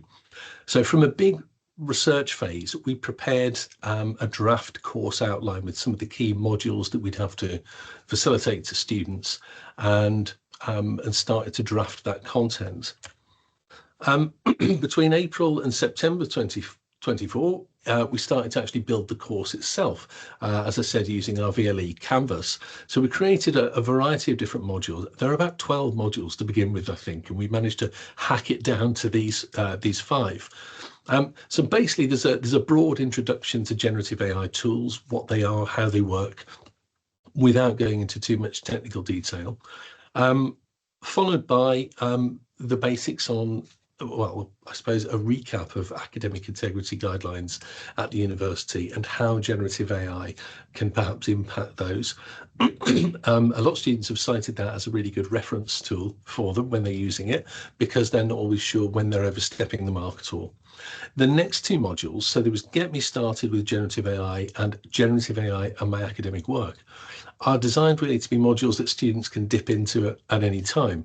There's a different level of formality with each one, I think. Get Me Started with Generative AI is all about playing with tools, trying different things out, writing poems, short stories, asking it daft questions, maybe image manipulation, video production, that kind of stuff. And so there's a range of activities. This stemmed from both my and the students I was working with, all our experience of AI tools. When we started, it wasn't really for formal work that we were using it. It was more kind of messing around, trying different things out, getting it to tell rude jokes, that sort of stuff. And it was through this play, I think, that we learned the boundaries and started to feel out exactly what the capabilities were of each model as they come. And that's the kind of stuff that I still do when new models are released, to kind of push it as far as I can in different ways. The next module, which is to do with academic work, were suggestions based in the guidelines that stem then from the Russell Group principles of how students might use this technology in their everyday work, from checking facts, from researching, helping to write or check your work, translation, all the things that we've talked about. And there's lots of different activities that they can have a go at there as well. Some are kind of print and play, some are video based or interactive tools. So we've had a lot of success with this so far. I think many tutors and lecturers are embedding it in their course canvases, in their module canvases, or linking to it directly and asking students to complete it. It's been designed in such a way that regardless of a student's exposure or experience of using AI tools, they can dip in at any level and there'll be something there for them. So we've got real beginner stuff and more advanced prompt techniques and explanations and things like that. So following this, we have been talking to students more extensively about how they're using it and how they found it. We're consulting students on a regular basis in focus groups and things like that. And we've even brought the student generative AI champions to a conference at the University of Glasgow, where they spoke about their experiences of co-creation as well. So it's been an altogether positive experience, I would say, both for staff, because we're learning directly from the students, and it's increased, I think, the trust and dialogue that we have with our student body. Thank you very much for listening. I think we might have a couple of minutes left for any questions. Thank you. That's lovely, Alison and Stephen. Thank you very much. It's very interesting to see how you've built those different modules for staff and students as well, and and having that sort of like modular access to different interpretations. So such a good way of looking at it. Just see if any questions come up. If anyone would like to ask any questions of Alison and Stephen in the chat.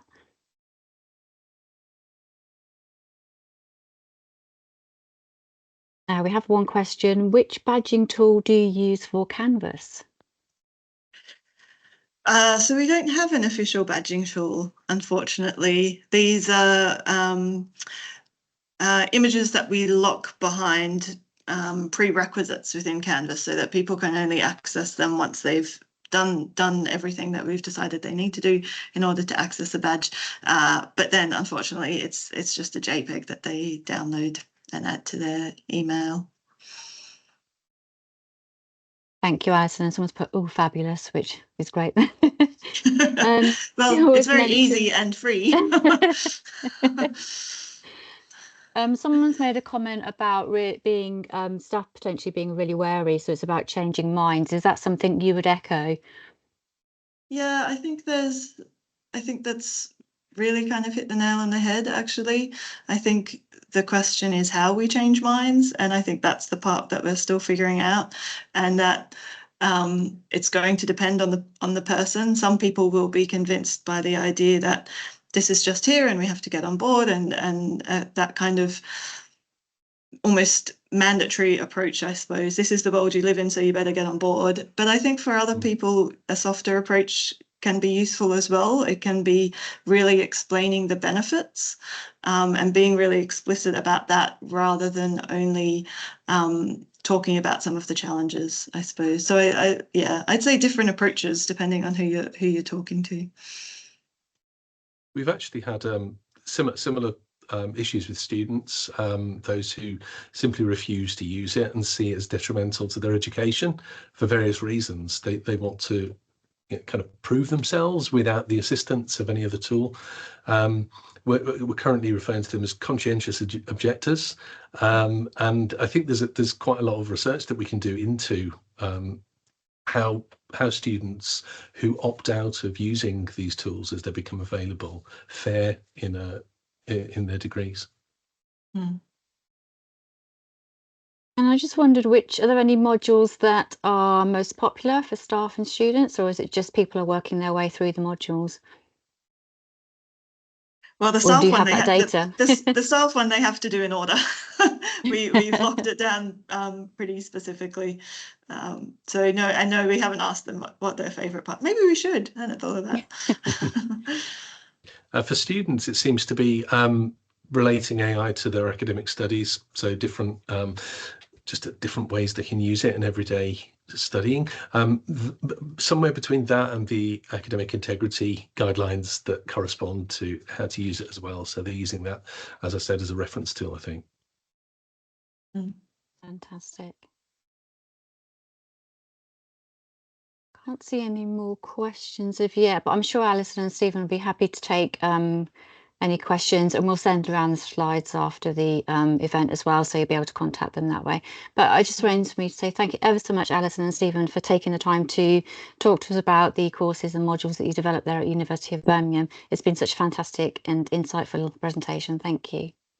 No worries. Thank you. Thanks for having us. Thank you. Thank you. And now I'd like to hand over to Peter Kilcoyne from Teachermatic, who's going to talk to us a bit about Teachermatic since its launch and has been adopted since 2023 in over 350 colleges, schools, universities and other learning providers. Peter, are you on the call? Can you hear me? I am. Can you hear me? We can. Thank you, Peter. That's reassuring. Okay, thank you very much, Louise, and good afternoon, everybody. Let me just do my screen share. Thank you. So I hope you're seeing my presentation now. Yep, it's come through. Thank you, Peter. Wonderful. Okay, good afternoon, everyone. My name's Peter Kilcoyne. I'm the Managing Director of Innovative Learning Technologies, which is the company behind Teachermatic. I still find it quite strange introducing myself like this because I'm very much from education. I've worked in further education since 1986 as a psychology lecturer, curriculum manager, and my last full-time job was at Worcestershire College, where I was the ILT director. And some of you may have come across me before, at least my work. I'm the person that launched and led the Blended Learning Consortium, which over 150 colleges have been members of at various times. Okay, so it'd be useful to me just to know a little bit about who I'm talking about. So I'm going to keep an eye on the chat, and if you want to pop any questions while I'm talking into the chat, I may pick up some during the my presentation, but I'll certainly try and pick them all up at the end. But if you could just tell me type quickly what your role is and where you work, that would be very useful to me. And also, if you've used if you've used Teachermatic before, so I can see if how many of you are familiar with this tool. Okay, so I'll keep an eye on doing that while I'm doing my presentation. So, today so far you'll have heard an awful lot about Teachermatic. Sorry, not Teachermatic, about AI and how it's been used in different organisations. And I'll just talk a little bit about where Teachermatic comes from first. So I first sort of saw generative AI, an early version of ChatGPT about 3 years ago. And, having been an ILT director and having worked with staff on introducing many different technologies, introducing VLEs in the late 90s and early noughties, smartboard technologies, e-portfolios, virtual reality, all sorts of different things. I've worked with lots of different technologies, but nothing had blown my socks off quite to the same degree as when I first looked at generative AI. I could not believe what this technology did and what it was able to do. It was like something had dropped out of the next century. It was like, what the hell is this? But at the same time, I could see that there was huge benefits, but was it going to be something that all staff could adopt easier? So the benefits, I could see it could have great time-saving benefits for staff in doing planning tasks, in creating resources, in creating assessments, potentially in marking assessments, in improving creativity, in improving teaching, learning and assessment, and therefore improving staff health and well-being. So huge potential benefits that this technology could offer, but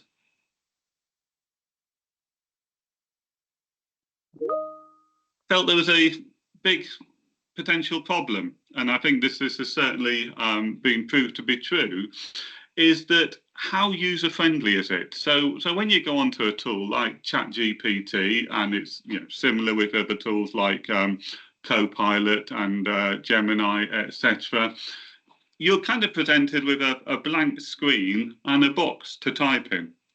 And so when you show that to your academic colleagues, teaching staff, it's like, well, what do I do with this? How can I get stuff out of it? How can I use this?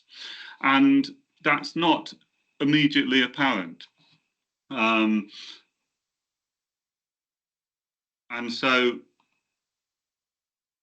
the problem is that in order to get good content out of these tools like ChatGPT, Copilot, Gemini, etc., you've got to be good at prompt engineering. And that is a whole skill set that people have to learn.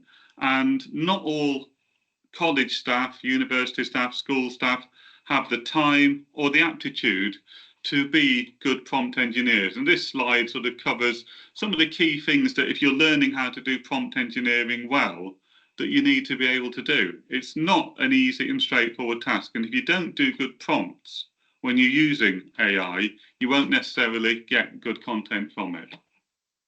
So that was the problem that Teachermatic is there to help people with, that this AI is incredibly powerful, but it's not necessarily incredibly user-friendly, particularly if you want to get good quality, pedagogically sound content from it.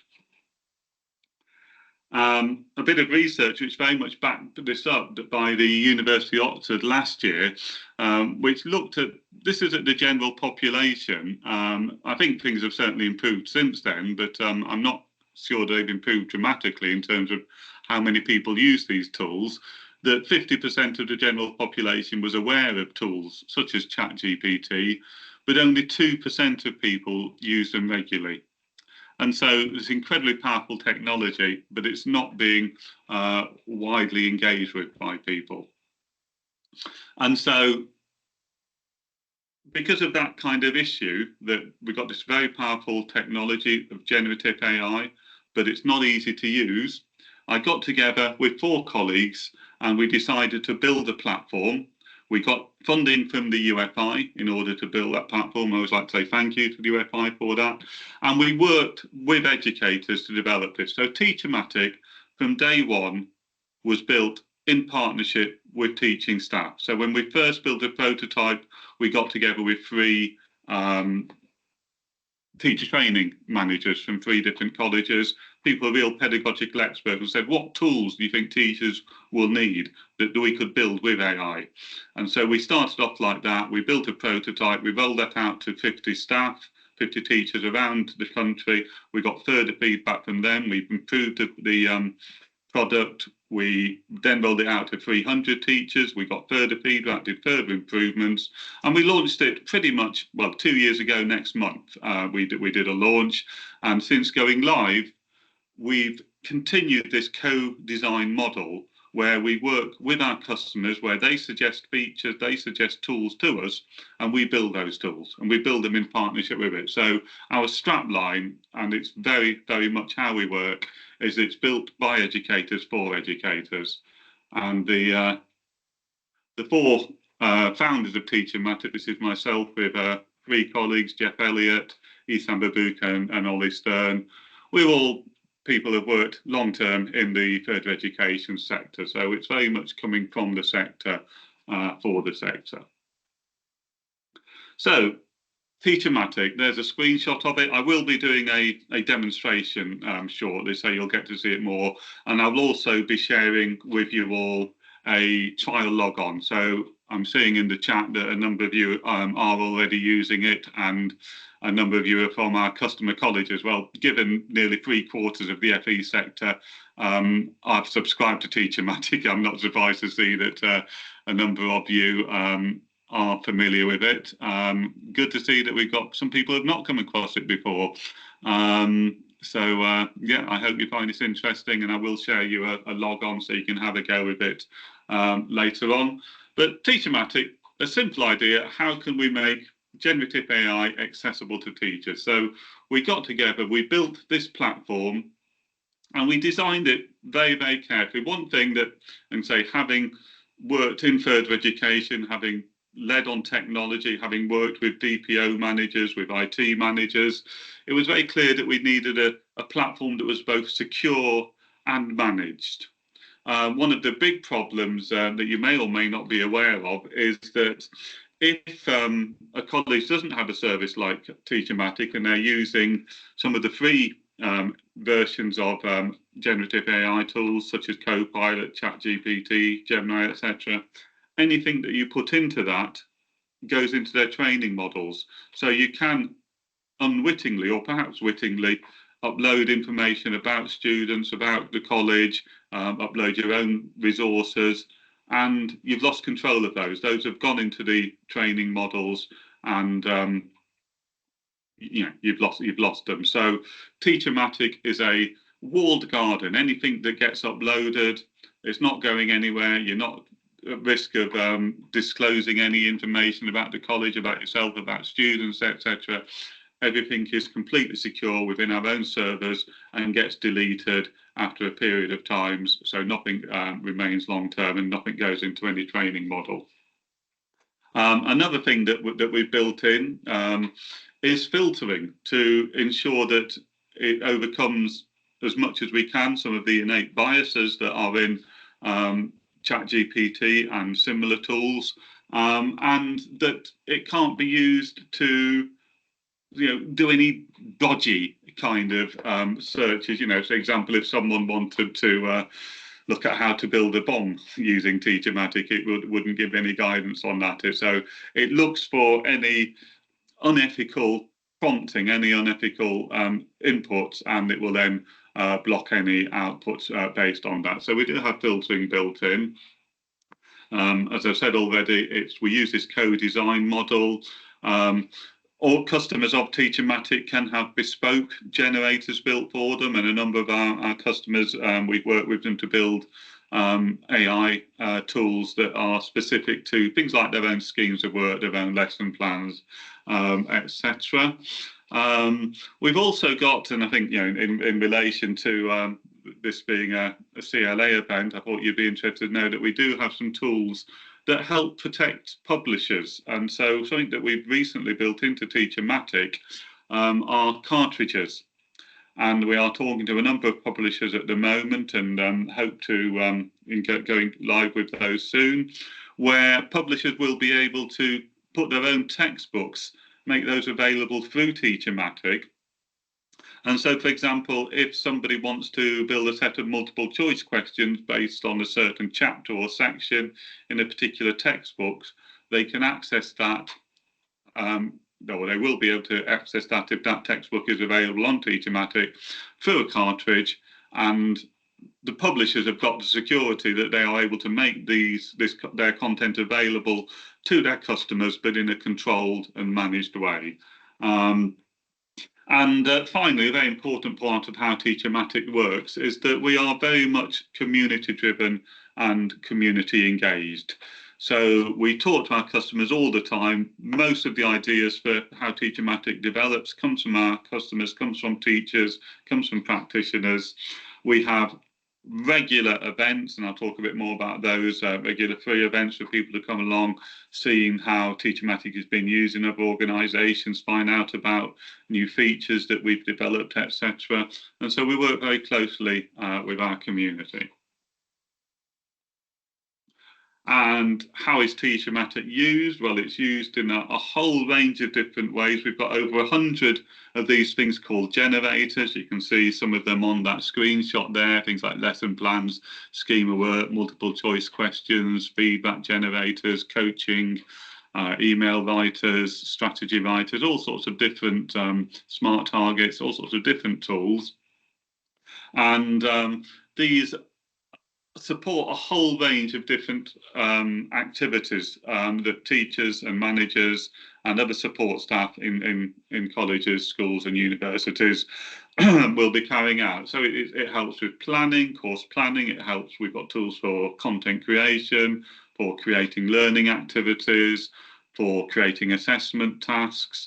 We've recently, and this one is making a huge impact, created a tool that marks work and gives feedback, and I will demonstrate that later on.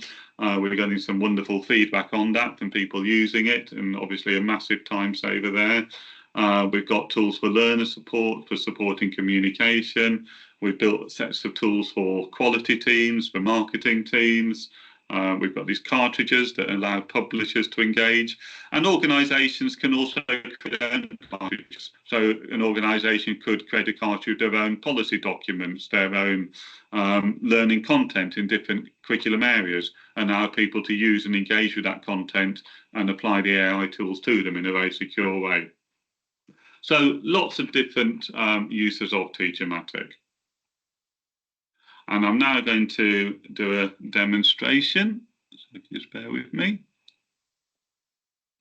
So could you just confirm that you are seeing the Teachermatic screen now? We are, Peter, thank you. Yes. Wonderful, excellent.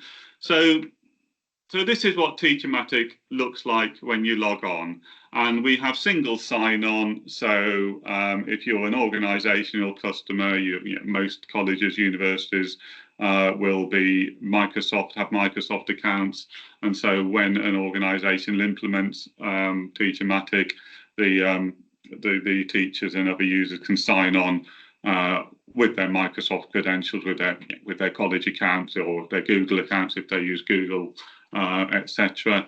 And so everyone has their own account, their own sign-on. It's completely web-based, so there's no setup to take place. We can basically, if an organisation gives us an order, we can have them up and running the next day. It's a very straightforward implementation. It's a simple web-based platform where people log on, and this is what you see when you log on. You see in front of you these generators. We've got over 100 of them: multiple choice questions, lesson plan, scheme of work, feedback generator, that's the one that does the marking, learning objectives. I won't read them all out, it would take me the whole sessions. Flashcards, smart targets, one that does PowerPoint presentations, T-level activities, case studies. Got a range of tools for primary schools there, glossaries. Ask an expert, ask someone famous. Those are two of my favourite tools where you can interact and ask questions. I'll demonstrate one of those later. Marking rubrics, draft exam questions, write assignments, mentoring, appraisal. If you're a manager and you're doing appraisals with your staff, when you're doing some coaching and mentoring. We've got some lesson observation tools for people who do teaching and learning observations. Step-by-step guides, survey creator, email writer, email responder, speech writer, press release, many different generators. So it's a big toolkit. You can sort them by sector, you can sort them by different, whether it's planning in class, independent study, assessments, and so lots of ways that you can sort those. You can also just tell it what you want to do, and it will suggest which generators are going to be useful to you. So there's lots of ways that you can do it. You can favourite generators, so each person can have their own particular view. So if I say use the smart targets generator a lot, if I click on the heart there,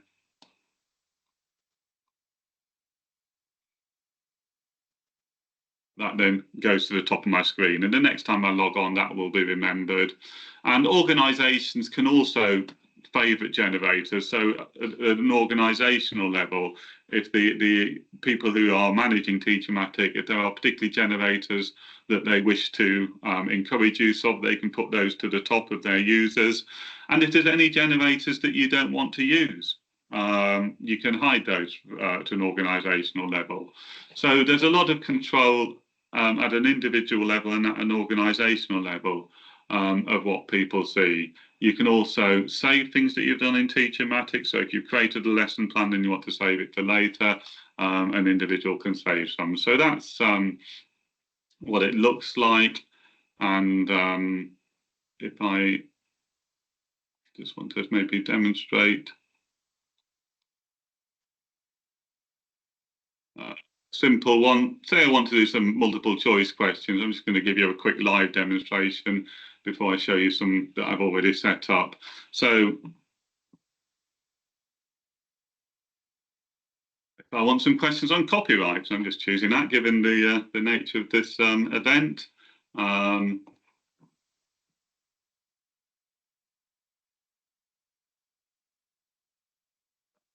Study library studies perhaps.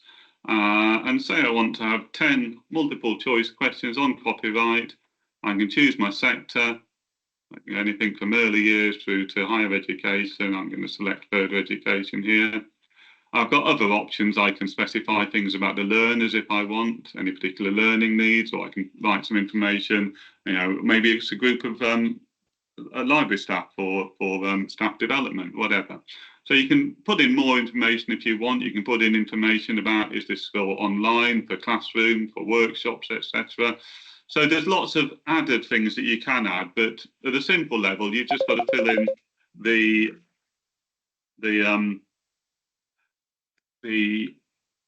starred fields. So those 4 fields are the ones you have to carry out. And if I click on generate now, in a few seconds, that will write to me a set of multiple choice questions on copyright. Usually takes about 20 seconds, and there we go. So there's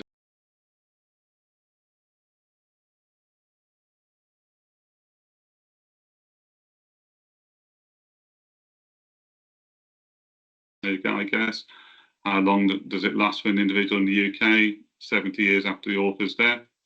So you see, it's creating a set of questions there. So that's how easy Teachermatic is to use. And if you've not seen it before, simple idea that to avoid the need for any prompt engineering, we just give users a form, they fill that form in, and it will then write those questions or do whatever it is you're asking it to do without you having to do any prompt engineering. And another advantage of Teachermatic over using tools like ChatGPT or Copilot is we built in lots of different export options for users.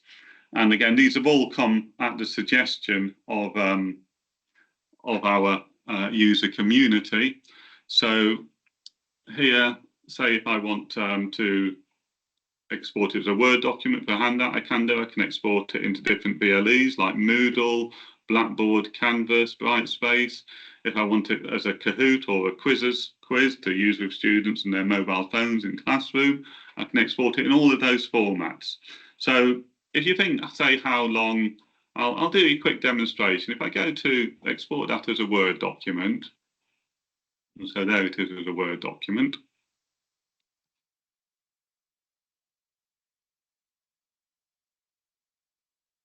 Okay, and perhaps I want to put that into Microsoft Teams, into Microsoft Forms, sorry.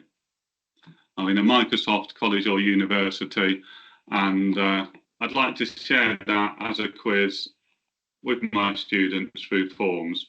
All I have to do is log on to my Microsoft account, go to Forms, click on Quick Import, upload from this device.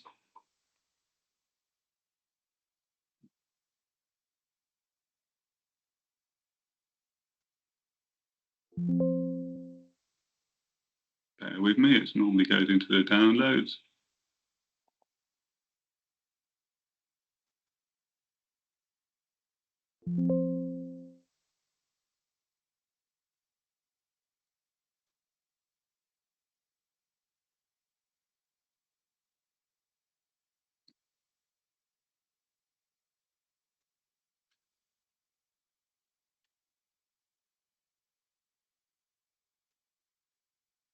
It's always a danger when you do a a live demo. For some reason, it's not gone into my downloads here, but bear with me. Here is one I did a couple of days ago in another demonstration, so you'll see how this works.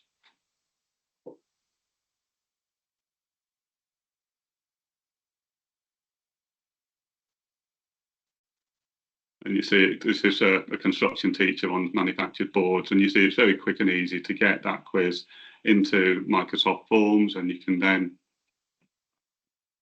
use it for a presentation. You could end up that mode. And so you can do similar things with quizzes, Kahoot, get it into a VLE, etc. So let's look at now some of the different tools that you've got. And I'm going to demonstrate a range of tools, and I've already done these in advance just to save time. So, as I said before, I used to teach psychology, and imagine that I'm a new teacher to a college, or I've just been given an A-level psychology course to teach, and I've not taught this before. And think about all of the work I've got to do to plan and prepare that. So the first thing you've got to do is a scheme of work. Now we have a scheme of work generator, and here I can, all I have to do is, what I've done here is one of the modules on the A-level scheme of work is approaches to psychology. So I've put that course title in there. I've got options. If there's some particular topics I want to make sure it includes, I can add those in there. The area of study is psychology. I say how many sessions I want. I can put a bit more about the learners if I want to. I click on the generate button there. And you see, so that's now written me a scheme of work. So that's taken 20 seconds or so to do that. And it means that as a teacher, you're not sort of stuck with the tyranny of the blank page. And I think if any of you have been teachers, you'll know that when you're doing that preparation of a course, you can be sitting looking at something and go, where do I start? And so this gives you what I would generally describe as a strong first draft. And again, I can export that as a Word document.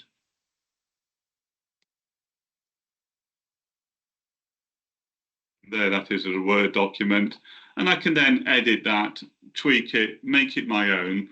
But it's much quicker to produce that scheme of work by getting an AI version first and working on that than it is to start from scratch.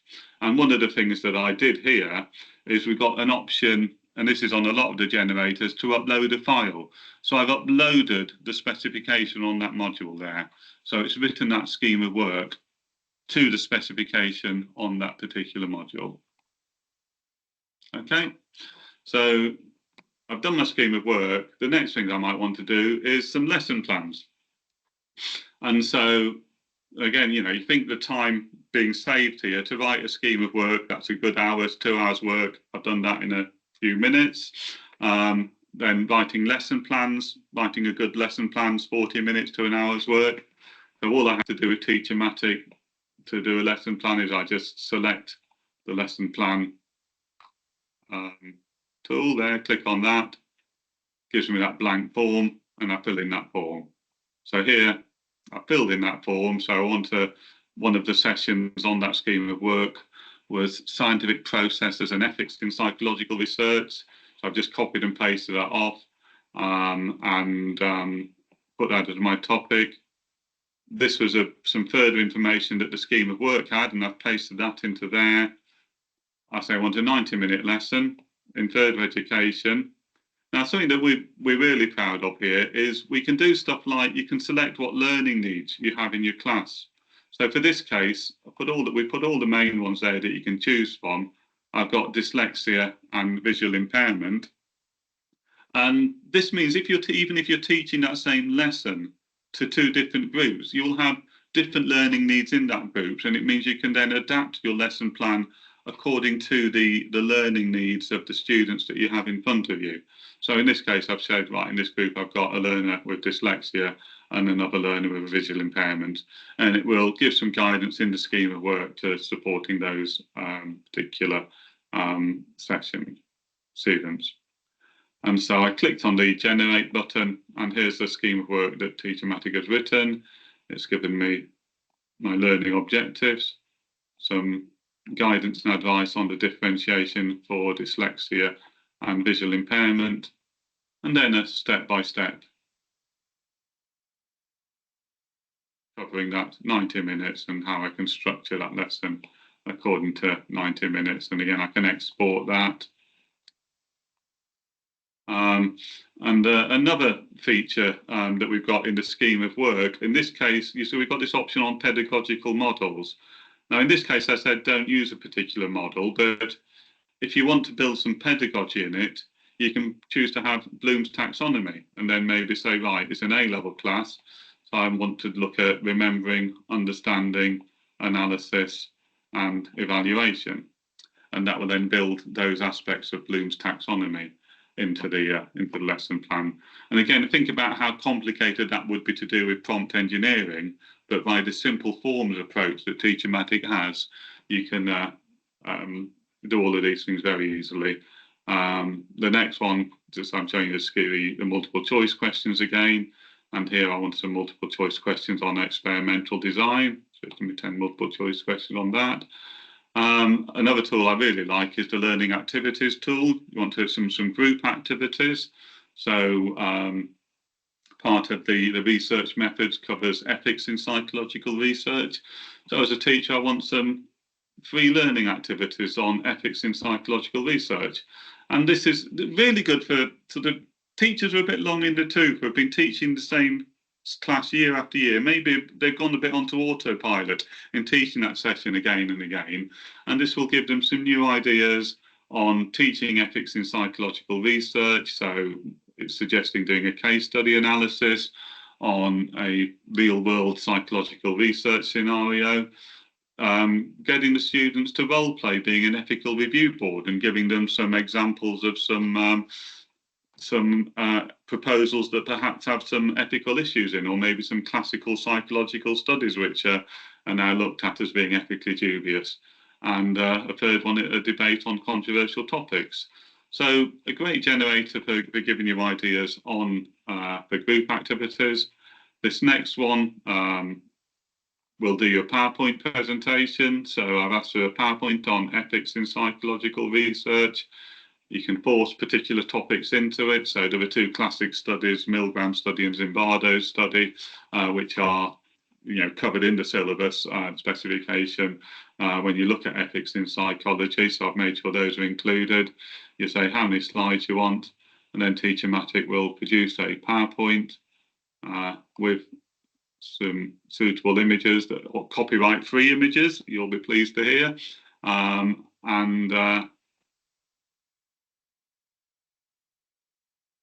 There's a presentation that can be downloaded, edited, etc. But again, saves a lot of time rather than creating a PowerPoint from scratch. The next generator I'm going to show you is a glossary. So, how long would it take to write a 20-item glossary? Probably a good hour or so. And again, Teachermatic, for getting your students to understand the technical language on any particular topic, the glossary tool is very useful. Right, this is where I've just got to do a bit of flicking around because that thing in the middle stopped me doing it. This is one of my very favourite tools, and this is a tool that you use in the classroom. Ask someone famous. And the way this works is you can get your students to interact with any famous person, living or dead, real or fictional. So, imagine if you teach history, you could get your students interacting with Henry VIII or with Queen Elizabeth I or with any, Churchill. If you're teaching literature, you could get them talking to Jane Austen or perhaps Elizabeth Bennet, the character from one of her books, etc. If you're teaching business studies, you could bring Richard Branson, or if you're teaching IT, you could bring Bill Gates and get your students interacting and asking questions with an AI version of that person. So, as an ex-psychology teacher, I'd have loved this to get my students interacting with psychologists like Freud, Skinner, Piaget, asking them questions. So what I've done here in this case is I've chosen Stanley Milgram, who's a psychologist who did what's now seen as a very ethically dubious study on obedience, where he got people thinking they were giving other people electrical shocks to make them carry out a learning activity. And in fact, at the end of the study, they thought they might have killed this person. And they didn't actually kill anyone, no one was actually harmed, but they believed they'd killed somebody. And so that's on the A-level specification as an ethically dubious study. And so what I'm doing here is I've put in Milgram as the person I wish to hear from, and then asking a question, do you have any regrets regarding the ethics of your research? And that's now answering that question as Stanley Milgram. And so this is the way that you can get your students interacting with a particular person. Moving on to the next one. Now, I do like a bit of silliness sometimes, and I actually came across this on a LinkedIn post from one of our colleges that had been using this tool with their teacher training students, and they decided to use Vicky Pollard as an example of a NEAT, and getting their students to interact with Vicky Pollard. If you don't remember, that Vicky Pollard is a character from Little Britain, and so in this case, I've asked Vicky Pollard what might have made you continue your education, and yeah, but no, but yeah, but listen, right, like school was well boring. Yeah, I'm not going to do a voice, but you can see where it's going, and it's answering that particular question as Vicky Pollard would done. And yeah, according to the LinkedIn post on the college that used this in the teacher training, it was a very successful session. So those are some of the Teachermatic tools. I've just shown you a very small sample. There's over 100, but hopefully you can see how simple it is to use, how powerful it is, and the time saving. So let's sort of look at some sort of feedback that we've got from the community, that how much people are benefiting from Teachermatic. So JISC did a report last year where they paid for 8 colleges. They also did one in universities where they paid for 8 universities to have Teachermatic licenses, and then did follow-up research on the users, looked at how they were using it, the impact on their usage. And both of these reports that JISC have published, and if you just Google Teachermatic and JISC, you can read these reports, gave some great feedback from the users, that the quality content generally high. 99% said they could create content effectively. 87% said it saved them time. All colleges were very positive, etc. Similar report in HE. Some other feedback that we've had from our users. It's a game changer for many staff, saving upwards of 6 to 8 hours, from the Director of Digital and Professional Development at South Gloucestershire and Stroud College. My favourite quote ever that kind of sums up why we did Teachermatic. I've got my Sunday afternoons back, and I remember many years of Sunday afternoons with piles of marking on my dining room table when I wanted to do stuff with my kids, but I had to do all that marking. I've never been so blown away by something after 30 years. So these are examples of feedback from our users. This is one of our users talking about Teachermatic. Hi, I'm Lauren. I work at SGS College as a media teacher. Teachermatic is one of the reasons why I'm still a teacher. I was going to leave, then I got introduced to Teachermatic, and the software has helped me so much in being able to understand things as a neurodivergent teacher, being able to give me inspiration and support me in my lesson plannings. Okay, so there, and I think one of the key things I want to draw out there is Lauren talking about her being neurodivergent. We've had a lot of feedback that Teachermatic is particularly useful for neurodivergent teachers. Did a bit of research on the time saving. JISC's research showed 2 hours plus a week time saved using Teachermatic. The Code Institute did a study which showed 4.4 hours per week saved using Teachermatic on average by teachers. Our own user survey showed 3.8 hours. An individual college have talked about savings between 4 and 8 hours. We won an award in November that we're very proud of, the most innovative new learning technologies product.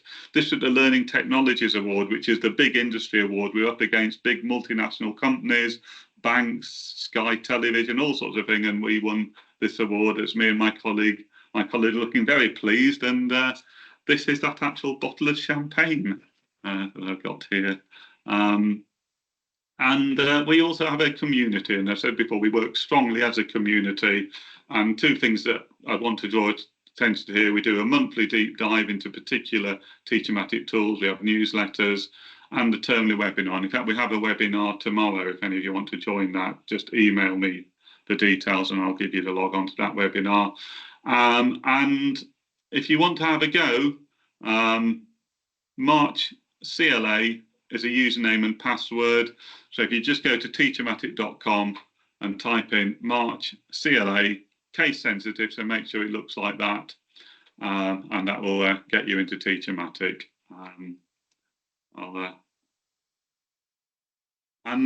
That's the end of my thing. I'll just go back to that slide in case any of you want to copy that down.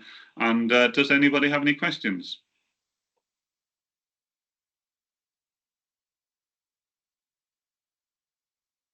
That's lovely, Peter. We'll just wait a few moments, just see if anyone's got any questions for you in the chat. Please do put any questions for Peter that you have in the chat.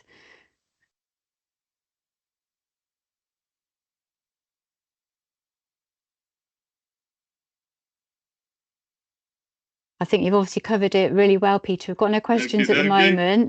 moment. It's good to see the vast range of generators that you've got in Teachmatic as well.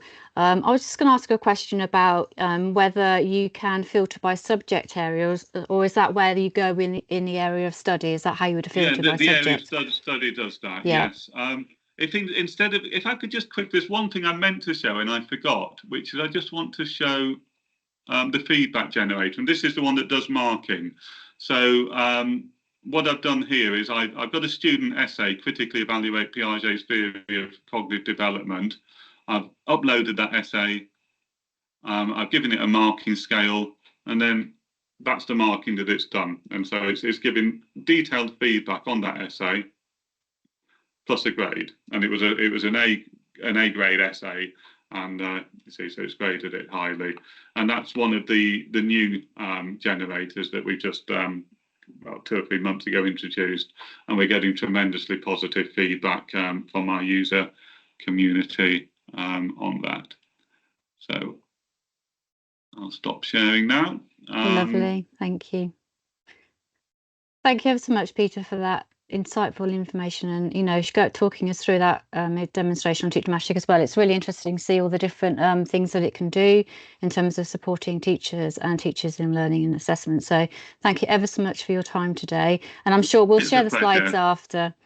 Thank you, and we'll share the slides after with everyone so that they'll be able to contact you if they do have any more questions. Thanks so much then. Lovely. Bye-bye. Thank you, Peter. Thank you. I think we'll all now take a well-deserved 20-minute break. So go and grab a cup of tea, have a 10-minute stretch, and we'll see you back here at 3:30. Thank you.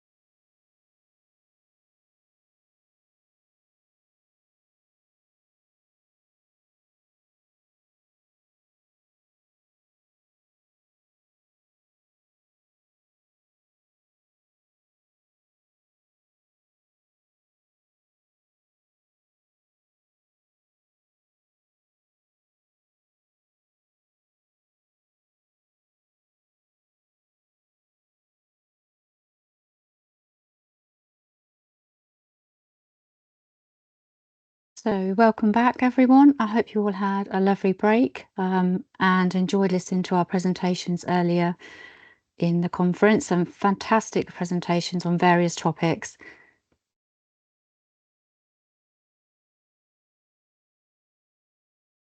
So for our second part of our conference today, I'll be giving a little introduction and update on the education licence with some key facts and updates and where we're developing our support for further education.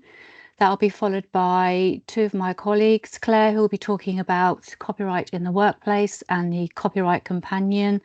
And finally, we'll be hearing from Imogen, who will be talking to us a little bit more about the digital content store and what that looks like and how that can support you. And then we'll have a bit of time if we need it for some Q&A questions. So welcome back, everyone. So my name's Louise Auckland and I'm the Development Manager here at the Copyright Licensing Agency. My role is to engage with the further education sector and work with colleagues across the CLA and FE to support you in understanding more about copyright and what we do and how we support you. My role is very varied and it includes supporting inquiries from our FE customers, and that can range from anything from supporting inquiries on the value of the licence through to raising awareness of the copyright licence. But most importantly, my role is to work with colleagues in the further education sector in gaining feedback on how we can improve our offering and how we can support you in your teaching and learning needs around copyright. Excuse me. So today I'll give a brief overview of the CLA education licence, the tools that we have to support you, and how you can get involved in how we develop our future service offering. So for those of you that are not familiar with the education licence, I thought I'd just give a quick overview on what that is. So it's an annual blanket licence. So what that means is it saves you time and money from asking permission from publishers and creators to use and share published content each time you want to use, reuse or copy published resources. The licence provides an annual blanket permission to copy and reuse content from print and digital publications. So that's things like making copies from books, magazines or journals or websites.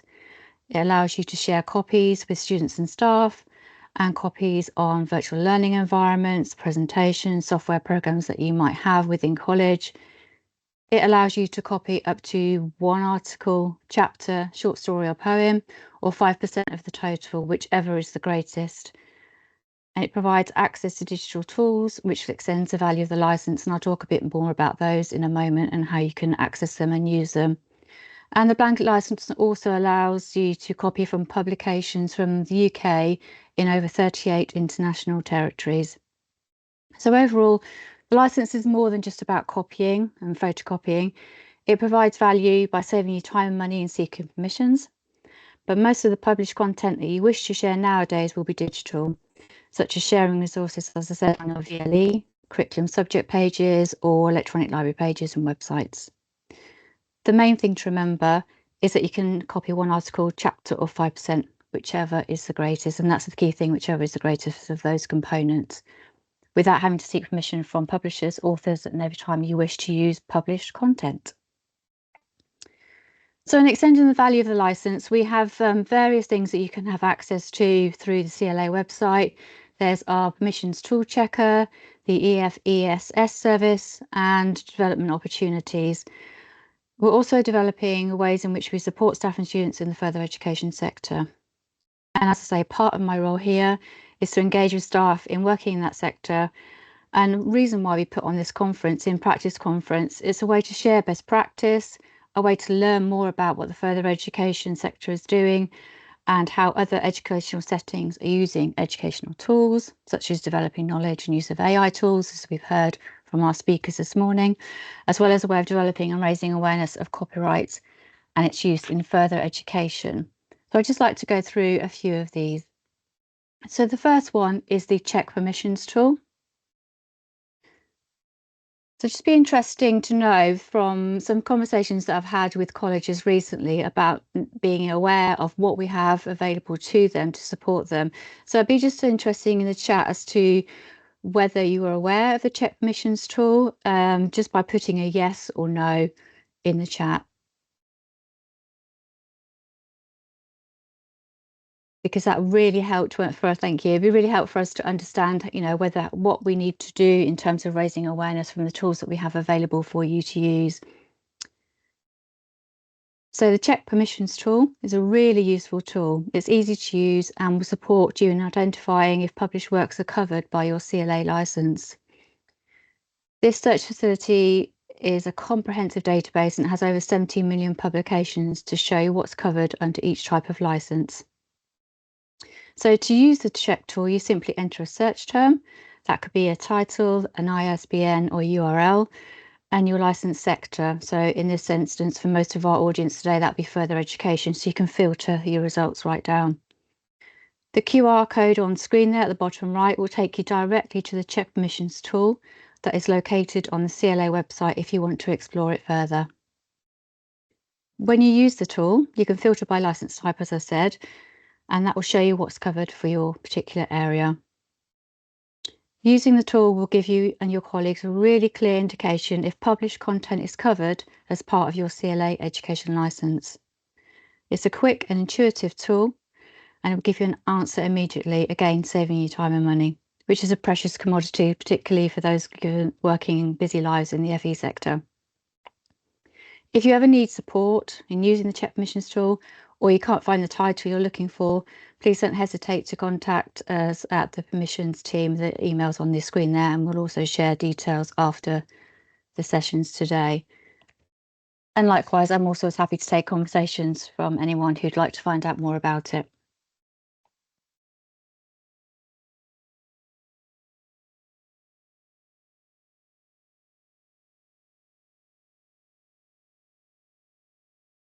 We also have the EFESS. So this is another service that the CLA provides that you may be interested in using. So the EFESS stands for the Enhanced Further Education Supply Service, and it provides an efficient way to deliver cost-effective and streamlined document supply services. The CLA partners with the British Library to provide this service, and it gives further educational institutions access to copyright fee paid or scan-only options, digital rights management free material, scans of high quality using preservation standard workflows, and it provides full metadata, and most scans are delivered to you within 48 hours. So why would you use the EFESS, the Enhanced Further Education Supply Service? So you'd use this if you do not hold a copy of an original item in your collection already and need to order using the copyright fee paid service. One copyright fee paid copy can be used over multiple courses as long as the material is still included in the relevant CLA license and is within the extent limits of that license. So most of our audience today, that would be the education license. And again, this is where the Check Permissions tool comes in handy to check what is covered under your license. The EFESS service differs from other services such as interlibrary loans, as with interlibrary loans, published material is supplied but cannot be used under the license as your institution does not own the content. So that's a slight difference there. And you can find out more about how to register for the service along with pricing options by contacting our education team directly, or again, I'm happy also to be contacted and can pass information on for any questions that you might have on that particular service.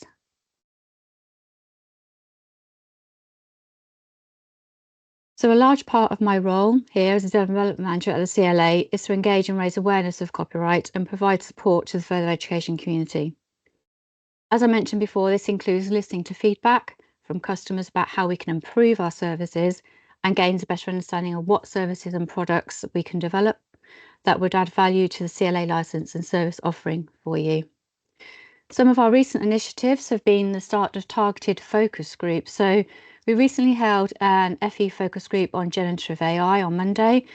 The group was set up to understand and gain feedback on how colleges are using generative AI in teaching and learning so that we can further understand how they're being used. And like I said, we held our first meeting on Monday and had some really useful discussions on how colleges are using generative AI and the challenges that they face. So if you do work in a further education college and would like to be part of any future focus groups, please do let me know and I'll be more than happy to include you in any further conversations. And on the subject of AI, and that's been a hot topic recently and has been a very engaging part of our earlier presentations. You may have seen this week that the CLA has announced the inclusion of workplace AI permissions to corporate and public sector licenses. So starting on the 1st of May, we will be expanding our corporate and public service sector licenses to allow UK professionals to use copyright protected content to prompt generative AI tools. These new rights provide a way for organisations to innovate while safeguarding copyright. So to find out more about generative AI and copyright in general, again, you can scan that QR code on screen on the bottom right hand there, and it will take you directly to further information, which includes information on workplace generative AI permissions and a CLA AI report on attitudes to generative AI that you might find useful. The QR code there will also signpost you to sign up to our newsletter, which will ensure that you're kept up to date on developments in this area, which you can then use to share with your FE colleagues. And on here, you'll also find information on CLA's principles on copyright and generative AI, and we welcome any feedback that you may have in this area. If you'd like more information on anything that I've discussed today, or have a topic that you feel would be beneficial for us to hold as a focus group for FE, please do not hesitate to get in contact with me, and I'll be happy to have a conversation with you to explore how we can support you, your institution, and the wider FE education community. We're always looking to improve what we do and develop the resources that support you. And as a former employee of an FE college and a library resources manager, I'm fully aware of the fantastic work that goes into teaching and learning in the FE sector. So welcome the opportunity to connect with FE colleges and find out more about how we can support you better. I'm more than happy to book a visit to colleges and see how we can improve our services and resources to support you better. Some of the extended services that we are currently looking to develop to support you in the FE sector include providing copyright courses and supporting you with digital tools such as the digital content store. Two of my colleagues from the CLA will be discussing these two initiatives in their presentations that are coming up next. But for now, I would like to thank you for your time in listening to me, and I hope you have a better understanding of how we support copyright for further educational institutions. And I'm happy to take any questions that you may have on the discussion points that we've raised today. Thank you.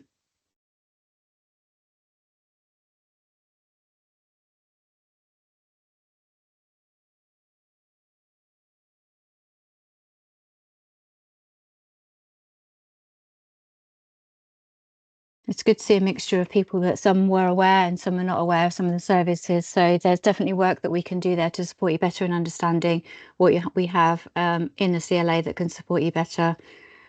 So now I'd like to hand over to my colleague Claire, who will be talking to us about copyright and the copyright courses that we've produced. Hello, thanks Louise. Can you hear me and see me?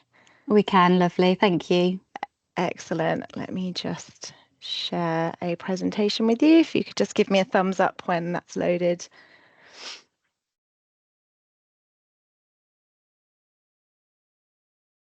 Great, thank you. So as Louise said, my name is Claire, so it's nice to, I say meet, nice to see some initials on screen. I'm a product manager here at CLA, and I am here to talk to you today about our brand new product, Copyright in the Workplace and the Copyright Companion. So I believe some of you in this webinar may have already registered interest in the course via our website, but most of you probably have no idea what this is all about. So I hope this short presentation will give you some helpful context about what the course is and how we hope to develop it in future. So Copyright in the Workplace at its core is an interactive online course designed to do four main things. So the first of those being to educate teams not only on the basics of copyright, but also on the CLA business license permissions as well. So a really important point here is that the course in its current form is designed exclusively for our business license customers. So you might be asking yourself, well, why is this relevant to me then? But all will be revealed very shortly when I come to talk about our plan to expand the course for other sectors. The second goal is to mitigate inadvertent infringement risks in the workplace. So we understand that copyright can be a really tricky topic and people find it hard to know the do's and the don'ts of copying and sharing content, which can result in accidental breaches of copyright. I know I probably shouldn't admit it, but I know I've been guilty of it in the past. So this course has been designed to help spread awareness of just how easy it is to infringe, but more importantly, how the CLA license can help you copy and share compliantly. As a direct result of this, we hope that the course will boost compliant and confident collaboration throughout organisations. So as I said, a lot of us may be guilty of breaching copyright without even realising it. So we want to educate people on copyright and empower them to feel confident enough to share content compliantly in the workplace. And finally, the course comes with a copyright companion, which is a tool designed to answer CLA license specific questions rather than broad copyright questions. So we're aware that most people probably won't have the time to do the course more than once. So we wanted to make sure we developed something in the form of a handy tool to refer to and rely on when they have everyday copyright questions, such as how much can I copy from a book and who can I share this copy with? So in time, we hope that having access to this tool will reduce reliance on copyright experts in organisations.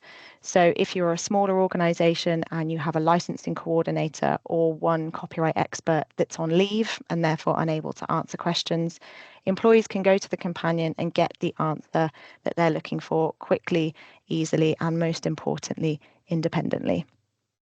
And it's worth mentioning that both the course and the companion are CPD certified as well.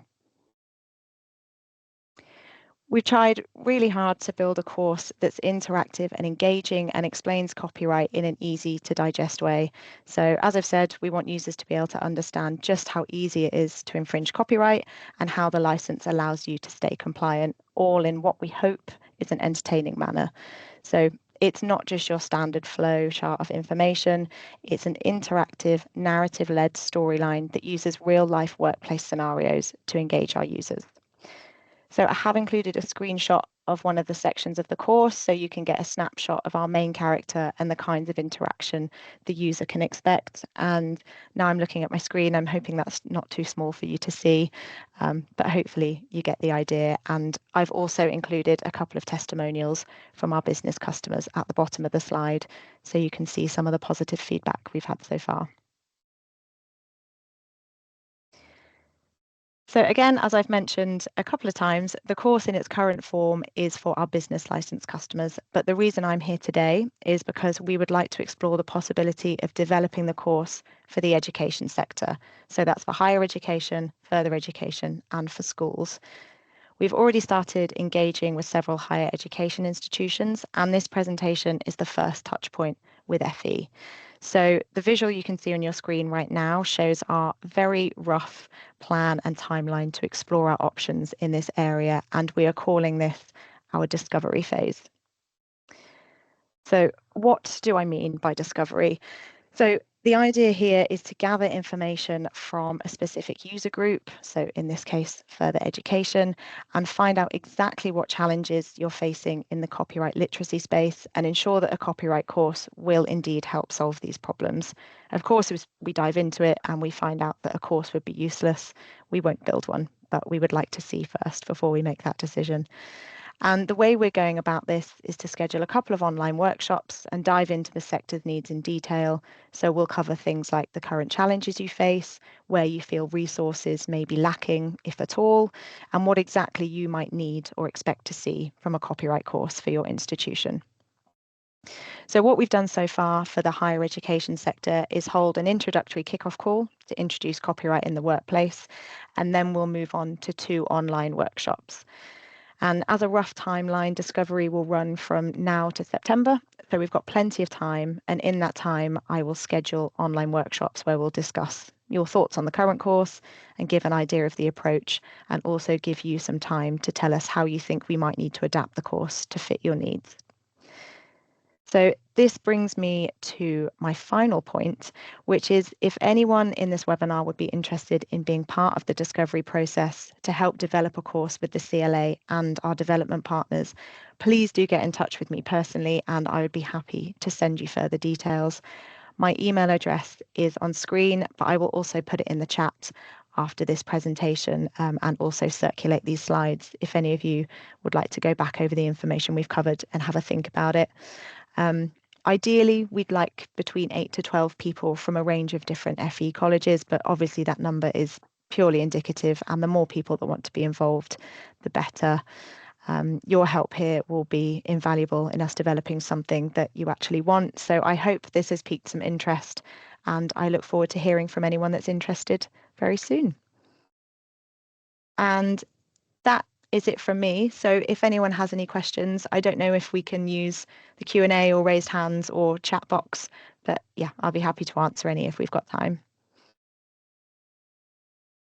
Thank you, Claire. Yeah, people have been using the chat mainly, so Great, they might put okay. some questions in there for us if we have any. Thank you. Yeah, no problem. I will just put my email address in there as well for anyone that's interested in getting in touch.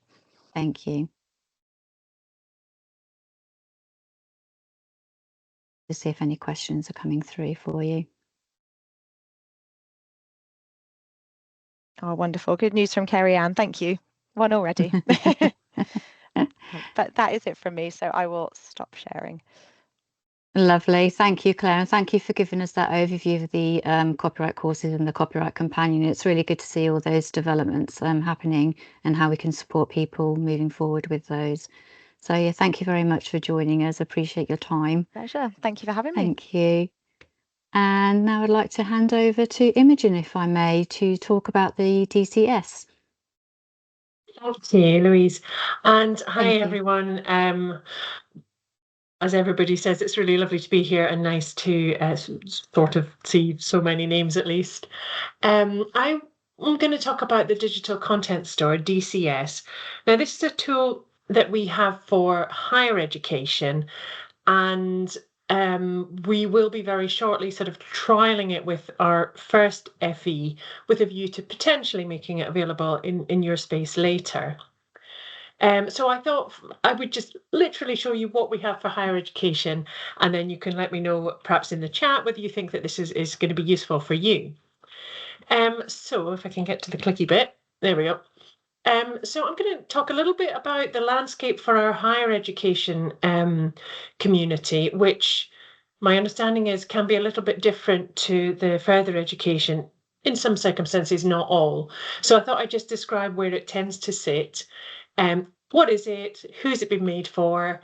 What does a typical request journey look like? And then we can have a look at the live platform. I have put questions at the end, but I can actually see the chat as well, so feel free to ask along the way as well. So, where does this sit? So if you think about a university, a higher education context, now this might be similar to you and it might not, feel free to let me know. Generally, it's the academics who are compiling reading lists, and they're pulling together lists of things that they want their students to read for each module, each course. They may be full text, they might just be a little extract. But this is, I think, where it maybe differs from your context a little bit. They would always rely on the central library to make that available for students. So then it's the central library who would manage the resources for all courses. They tend to be centralized teams and be highly trained in copyright and highly knowledgeable about all of the kind of systems and requirements and everything that goes along with it. That certainly differs from school scenarios. I think further education can be either way. And then students will access the content, maybe they're on campus, maybe they're remote, they could be learning at any time. And they need also very accurate citations so that they can source, put together their bibliography for the work that they're doing. So we need to make sure that the metadata for the items that they're reading come through. So in terms of the CLA license, again, the higher education and the FE education license are a little bit different. So in order to share content under the CLA license, the higher education license, sorry, obviously the title itself must be part of our mandate. So the publishers must have permitted us to include the title in their in our license. The university must own a copy of the title, so that I think is the same. And then there's limitations on content. Now, this is where I think it differs a little bit from FE. So for higher education or university, if it's a book, then people can copy 10% or one chapter. And if it's a journal, then people can copy 10% or, in fact, 2 articles from every journal issue. There's a couple of other nuances, but roughly that's it. 10% or one chapter, 10% or 2 articles. So the DCS sits in a big university library. I say big, obviously universities differ, but generally within a whole set of infrastructure. So the library probably has a library management system to manage the catalogue. There are a lot of different ones. Here are the ones that we integrate with. So that manages what does the library have. Then they may or may not have a reading list management system. So this is where academics will put together the list of things that they want students to read. And if they have a whole system to manage that, then it will automatically connect with, other systems. So these, again, are some of the ones that we connect with. And then there's probably a VLE, a virtual learning environment. Probably you have these as well, where the students will actually go and do all sorts of things that they do for their courses. These are some of the most common. And then there's ebooks and e-readers. So these could be e-stores where people will go and buy the ebook. Either the university will kind of purchase on their behalf or the students will go and purchase themselves. Then there's a sort of student content platform where people might upload their own things. And then there's a kind of third subtype, which is chapter scans. Now that's what we deal with. So an e-reader that only deals with the chapter scans. Again, these are some of the people that play in that space. So at the center of all of this, we have the digital content store, the DCS, and this will manage the creation and processing and reporting of using chapter and article scans under the terms of the license. So we have direct connections with a lot of these different systems to facilitate the processing. So we connect with the library management system, so we can automatically check whether an institution owns a title. We can connect with the reading list system, so academics can automatically feed in their requests and get a link back. And then we connect with the Cortex reader. We have a kind of special bespoke version of that, which is where students will read their scans at the end. We don't have a direct integration with the VLE, but of course the reading list system is usually embedded there. So the students will go to the VLE and find their lists there. Okay, so that's where we sit. What actually is it? So the DCS is a workflow tool, really.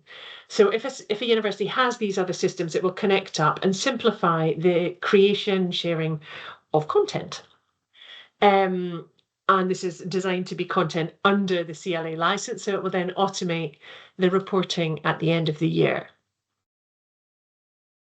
All the way along, it will support the use of the license, so it will automatically check all of those permissions. And at the end, it will apply a copyright notice to every scan, which is a term of the license again, but it also then gives students a branded version of the text, because we can apply the university logo, and it will tell them what is the citation, which is very useful, but what can they do with that content. It's also a content repository, so we have a huge amount of content now in the DCS. We have an ever-growing amount of born digital content. I think we have about 325,000 titles now. So this is where the publisher has given us the full content of their book, and the librarian can come along and just click a button and pull out the extract that they need. We also have a lot of crowdsourced scans, so anything that's shared under the license goes into the crowdsourced repository, and if somebody else needs to use that exact same scan, they don't have to go away and scan it, they can just pick up one that's already there. So it's a crowdsourcing philosophy to share the work. We also have an integration with the British Library. So Louise earlier was talking about EFES, or the Enhanced Further Education Scanning Service. In higher education, it's called EHES. The principle is very much the same. So we have that built into the system. So at a click of a button, universities can order a scan from the British Library. There's an internal reporting tool. So this, I mean, like any software, really, you can run reports on your usage. So how many scans have I asked for? How many were connected to this course? How many were requested by that lecturer? And then you can also look at student usage of it. So given we supply links to the content, we can basically see clicks on links. So how much was that chapter actually viewed? And finally, the system has an e-reader built in, so students are going to get a kind of nice reading experience in the e-reader. They have the option, so the standard e-reader, you open it, you can search, you can zoom, usual kind of things. If they want to mark up the text, so highlight, add notes, things like that, then obviously it needs to store their version of the text. So they would then need to make an account with the e-reader provider, which is Cortex. That's optional, very much up to them. Okay, so who's the DCS for? This is where it differs from things that we've had in the certainly school and further education space in the past. The DCS is built explicitly for the library team, for the Central Library Digitisation team. Academics can request content, but it would always be requesting from the team, and the team would come into the system and process it. We do have ways that you can that the academics can request directly into the system. We have a form, for example, where they can enter the data and it will land for the library team to pick up. But in the system, it's always the library team. Yeah. Okay. So. Brilliant. Yes, it absolutely. So sorry, there's a question from Carrie Ann saying my understanding of FE has always been that it's kind of 50-50. Some people work very much like higher ed, and some people work a little bit more like schools, depending. So if you do work in this way, then yeah, I think it would be extremely useful. Does it support the collection of royalties data? Yes, absolutely. Yes. Sorry. So who's it for? And students. Students at the other end obviously will pull out the content via e-reader. Okay, so a typical request journey. So if you, at the heart of the DCS is a request journey. So it's basically the academic saying, I want my students to read this, the whole kind of getting of it, making sure it's legally dealt with and all the copyrights in place, and then getting the content to the student. So what does that look like? So first of all, the academic's going to say, I want my students to read this piece of content. So they're going to submit that request either via an API, so via the academic request form, or maybe via a reading list system. And if so, then it will just land in the system, and the librarian can just pick it up and say, I'll take that one, thank you. Maybe though we don't have one of these integrated systems, and actually they're going to send an email or walk into the library. Poof, goodness. And if so, obviously then the librarian, will be typing in the content manually. Either way, the system will then guide you step by step through all of the license checks. So is the text part of our mandate? Do you want a copy?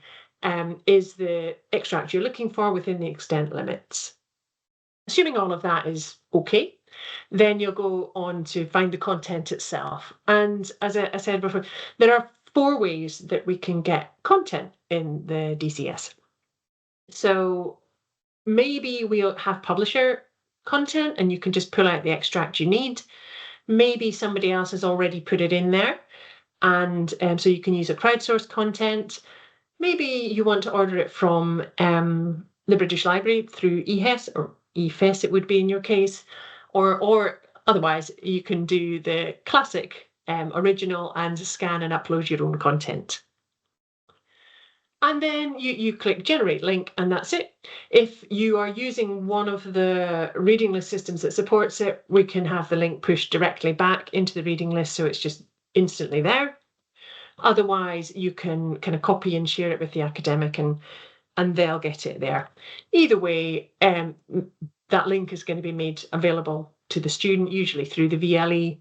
It can be any secure system that you have set up. Would be fine with us. So that is the hypothetical. What I'm hoping to do now is do a very simple switch of screen, and show you the real thing. So I have just landed in the dashboard for, in fact, this is our test site. So it has a lower memory load, so it's sometimes a bit laggy, but so this is our test environment, so I don't create any real ones. But the dashboard will give me the opportunity, well, if I have any announcements, then they'll appear here. I actually just put one up for our webinar next week for higher ed customers. So we'll just put up announcements in this space. The next space will take you directly to specific requests you've already made. But what I want to do now is search for something. So I have an ISBN I'm going to search for. You can search for titles, authors, whatever, and then it will bring you back options to choose from. But if you have a specific ISBN, then it will bring the exact thing that you're after back. So this is the title I want. I'm getting a nice green tick, which is lovely. If I want to see the detail of the license, then I can check it back here. This is basically the same. In fact, it is an integration with the check permissions tool on our website that Louise was talking about earlier. So it'll bring it back automatically. So I need to put in the page range of the extract I want, and then I'll carry on. So this is now bringing up the title I'm after. In this particular case, it is a Born Digital title. I've got an icon that tells me that. So I'm lucky. I get the whole book coming in from the publisher. So I've got a page range here. If I want to, I can add chapter information. I won't for the interest of time, but I could add some detail about the specific extract. And then let's move on. So the academic year is always the current academic year we're in. And then we get the license compliance verification. So this is where, again, it's the same integration as before, where it's going out to check permissions. Is it covered by the license? It has come back as yes, so I can just look at the details. If it had come back as, for example, not covered, then I wouldn't be able to share it under the CLA license. However, I could still use the DCS to process and share the content if I wanted to, because we have a number of overrides built in. So it might be that actually this title is out of copyright, and I know that absolutely, so I can just apply an out. Oh, yeah, there we go. I can just apply an out of copyright, and then that's absolutely fine to continue. In this case, though, it is, so I'm just going to recheck permission, and it'll come back as covered. So that's great. So there's 3 license requirements. Is it part of our mandate? Yes, it is. Do we own a copy? Now, if you have an integration built with your library catalogue, it will just bring this back automatically. And with some of the integrations, it will also tell you the shelf mark. In this case, I don't have an integration, so I'm going to do it manually, and I'll say yes, I own a copy. Do you know what? I just bought it. It's not part of my catalogue yet, but I do own it.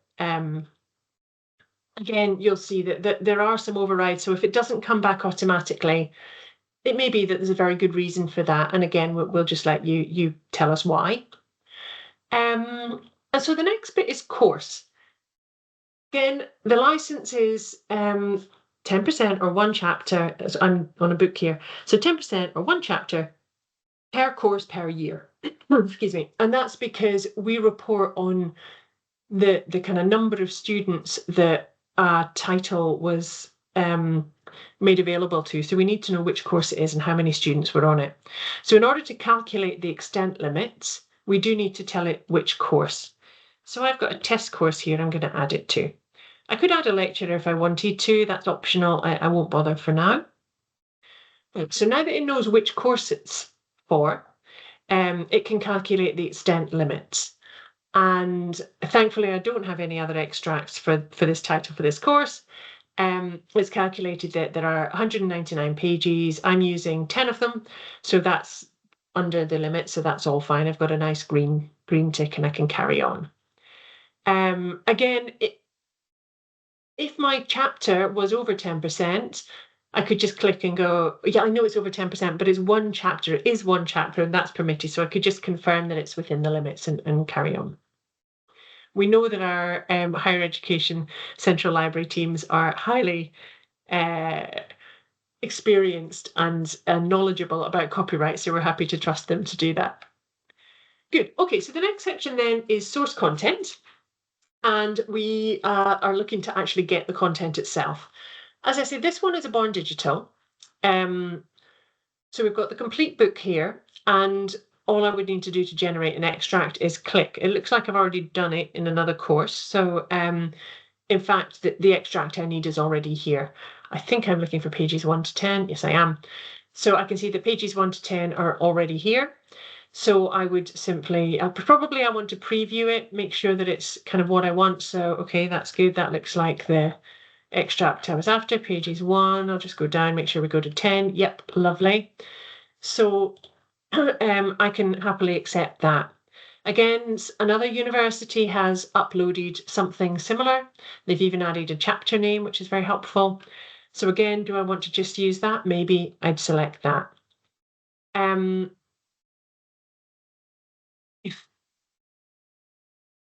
If there wasn't anything here, I would be able to order from eHES. We actually don't have it integrated for our test site, so I can't. But generally speaking, if I wanted to order the title from the British Library, I would just click here, click confirm, and it would go away and place an order for me.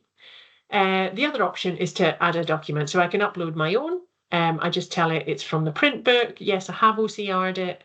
And then choose my file. I've just got a really fake test scan here, so I'll just upload that. And this is why we use the test site. And then again, if you upload something, I would always recommend just looking at it to check that it is the like test scan that you uploaded. So once you decide which version you want, you select it and then generate a link. So this is the link that students will use. There's a couple of our integrations with reading lists will then automatically send that back to the reading list and it will be there straight away. Otherwise, I need to send it to the lecturer. So I can just click and send it to the lecturer like this. I didn't add a lecturer earlier, if you remember. I was too lazy. I decided not to. So I can just add the lecturer's email here, and then when I send, it'll go off. Otherwise, I can just copy and paste it. In this case, what I'm going to do is just open up, what will I do? I will open up an incognito tab so that I can now be a student. So this is opening the link in the e-reader. Cortex is our e-reader partner, and so this is a kind of cut down version of their main e-reader. We apply a cover page to the front of every scan. So it's got the metadata that students are going to need for their citation. We've got the university logo. In this case, in my fake university, we've just uploaded the CLA education logo. And then a little bit of detail about what people can do. And then, yeah, I have my scan. I can just flick through. If I have signed in to a personal version, then I can highlight, add notes, things like that. Obviously, I have to sign in so that I get my notes back when I come back. Otherwise, I can download prints, I can search within the text, etc., etc. So this is the system as a kind of overview in a nutshell. There's lots of other elements to it, reporting, adding courses, setting up the institution, but I think as an overview, that's probably enough. Hopefully it gives you a taste of the tools that we have for higher ed. And I think Louise is going to be reaching out to look at the potential to roll it out in FE. So happy if there are any questions, very happy to answer them. Otherwise, back to you, Louise. Lovely, thank you, Imogen. I think there were a couple of questions in there, but you might have already probably answered them as we were going through, as we mentioned before. So, yeah. Yeah, fantastic. So if anyone's got any questions for Imogen, please do put them in the chat. And thank you, Imogen, for giving us that full overview of what the DCS can do for HE institutions at the moment. It's good to see a good demonstration and practically ways of how it's being used. Looks like we might have a question. I think it's enthusiasm rather than question. Brilliant. But yeah, that's yes, we also do welcome. from Kerry. Thank you. Yeah. So like Imogen was saying, we'll be then looking to develop whether this is going to be useful for the FE community. So any feedback that you've got for Imogen, do contact Imogen or myself directly if you'd be interested in either learning more about the DCS or whether it's just more information that you'd like from us. We'd be happy to support that. But thank you, Imogen. That's a really good overview and like I say, a good demonstration of how it's used in practice. Lovely, thank you. And thank you for joining us. So it just leaves me to say thank you to everyone who's been joining the InPractice conference today. Thank you to everyone for attending. I hope you've enjoyed all the presentations that we've had. Sorry, own technical issues. Let me just pop that down there. And a huge thank you to all our presenters who provided us some really interesting topics and discussion ideas that we've had this afternoon. And also thank you to members of the InPractice community who have supported the conference to get this set up. I'd also like to thank our marketing team who have worked tirelessly behind the scenes to get the conference ready for us today and getting the event planned and organised.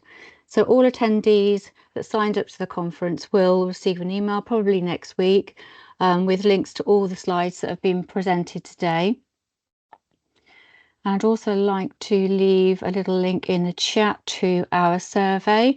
So if you wouldn't mind taking just a few moments to complete the survey, because that really does support us in understanding how you found the InPractice conference this afternoon and whether there's any feedback that we can take forward for the next one that we run, and really making sure that it's something that supports the FE community and that we have speakers and presenters that really support you. And hopefully you've learned lots this afternoon on best practice, AI, and a bit more about copyright.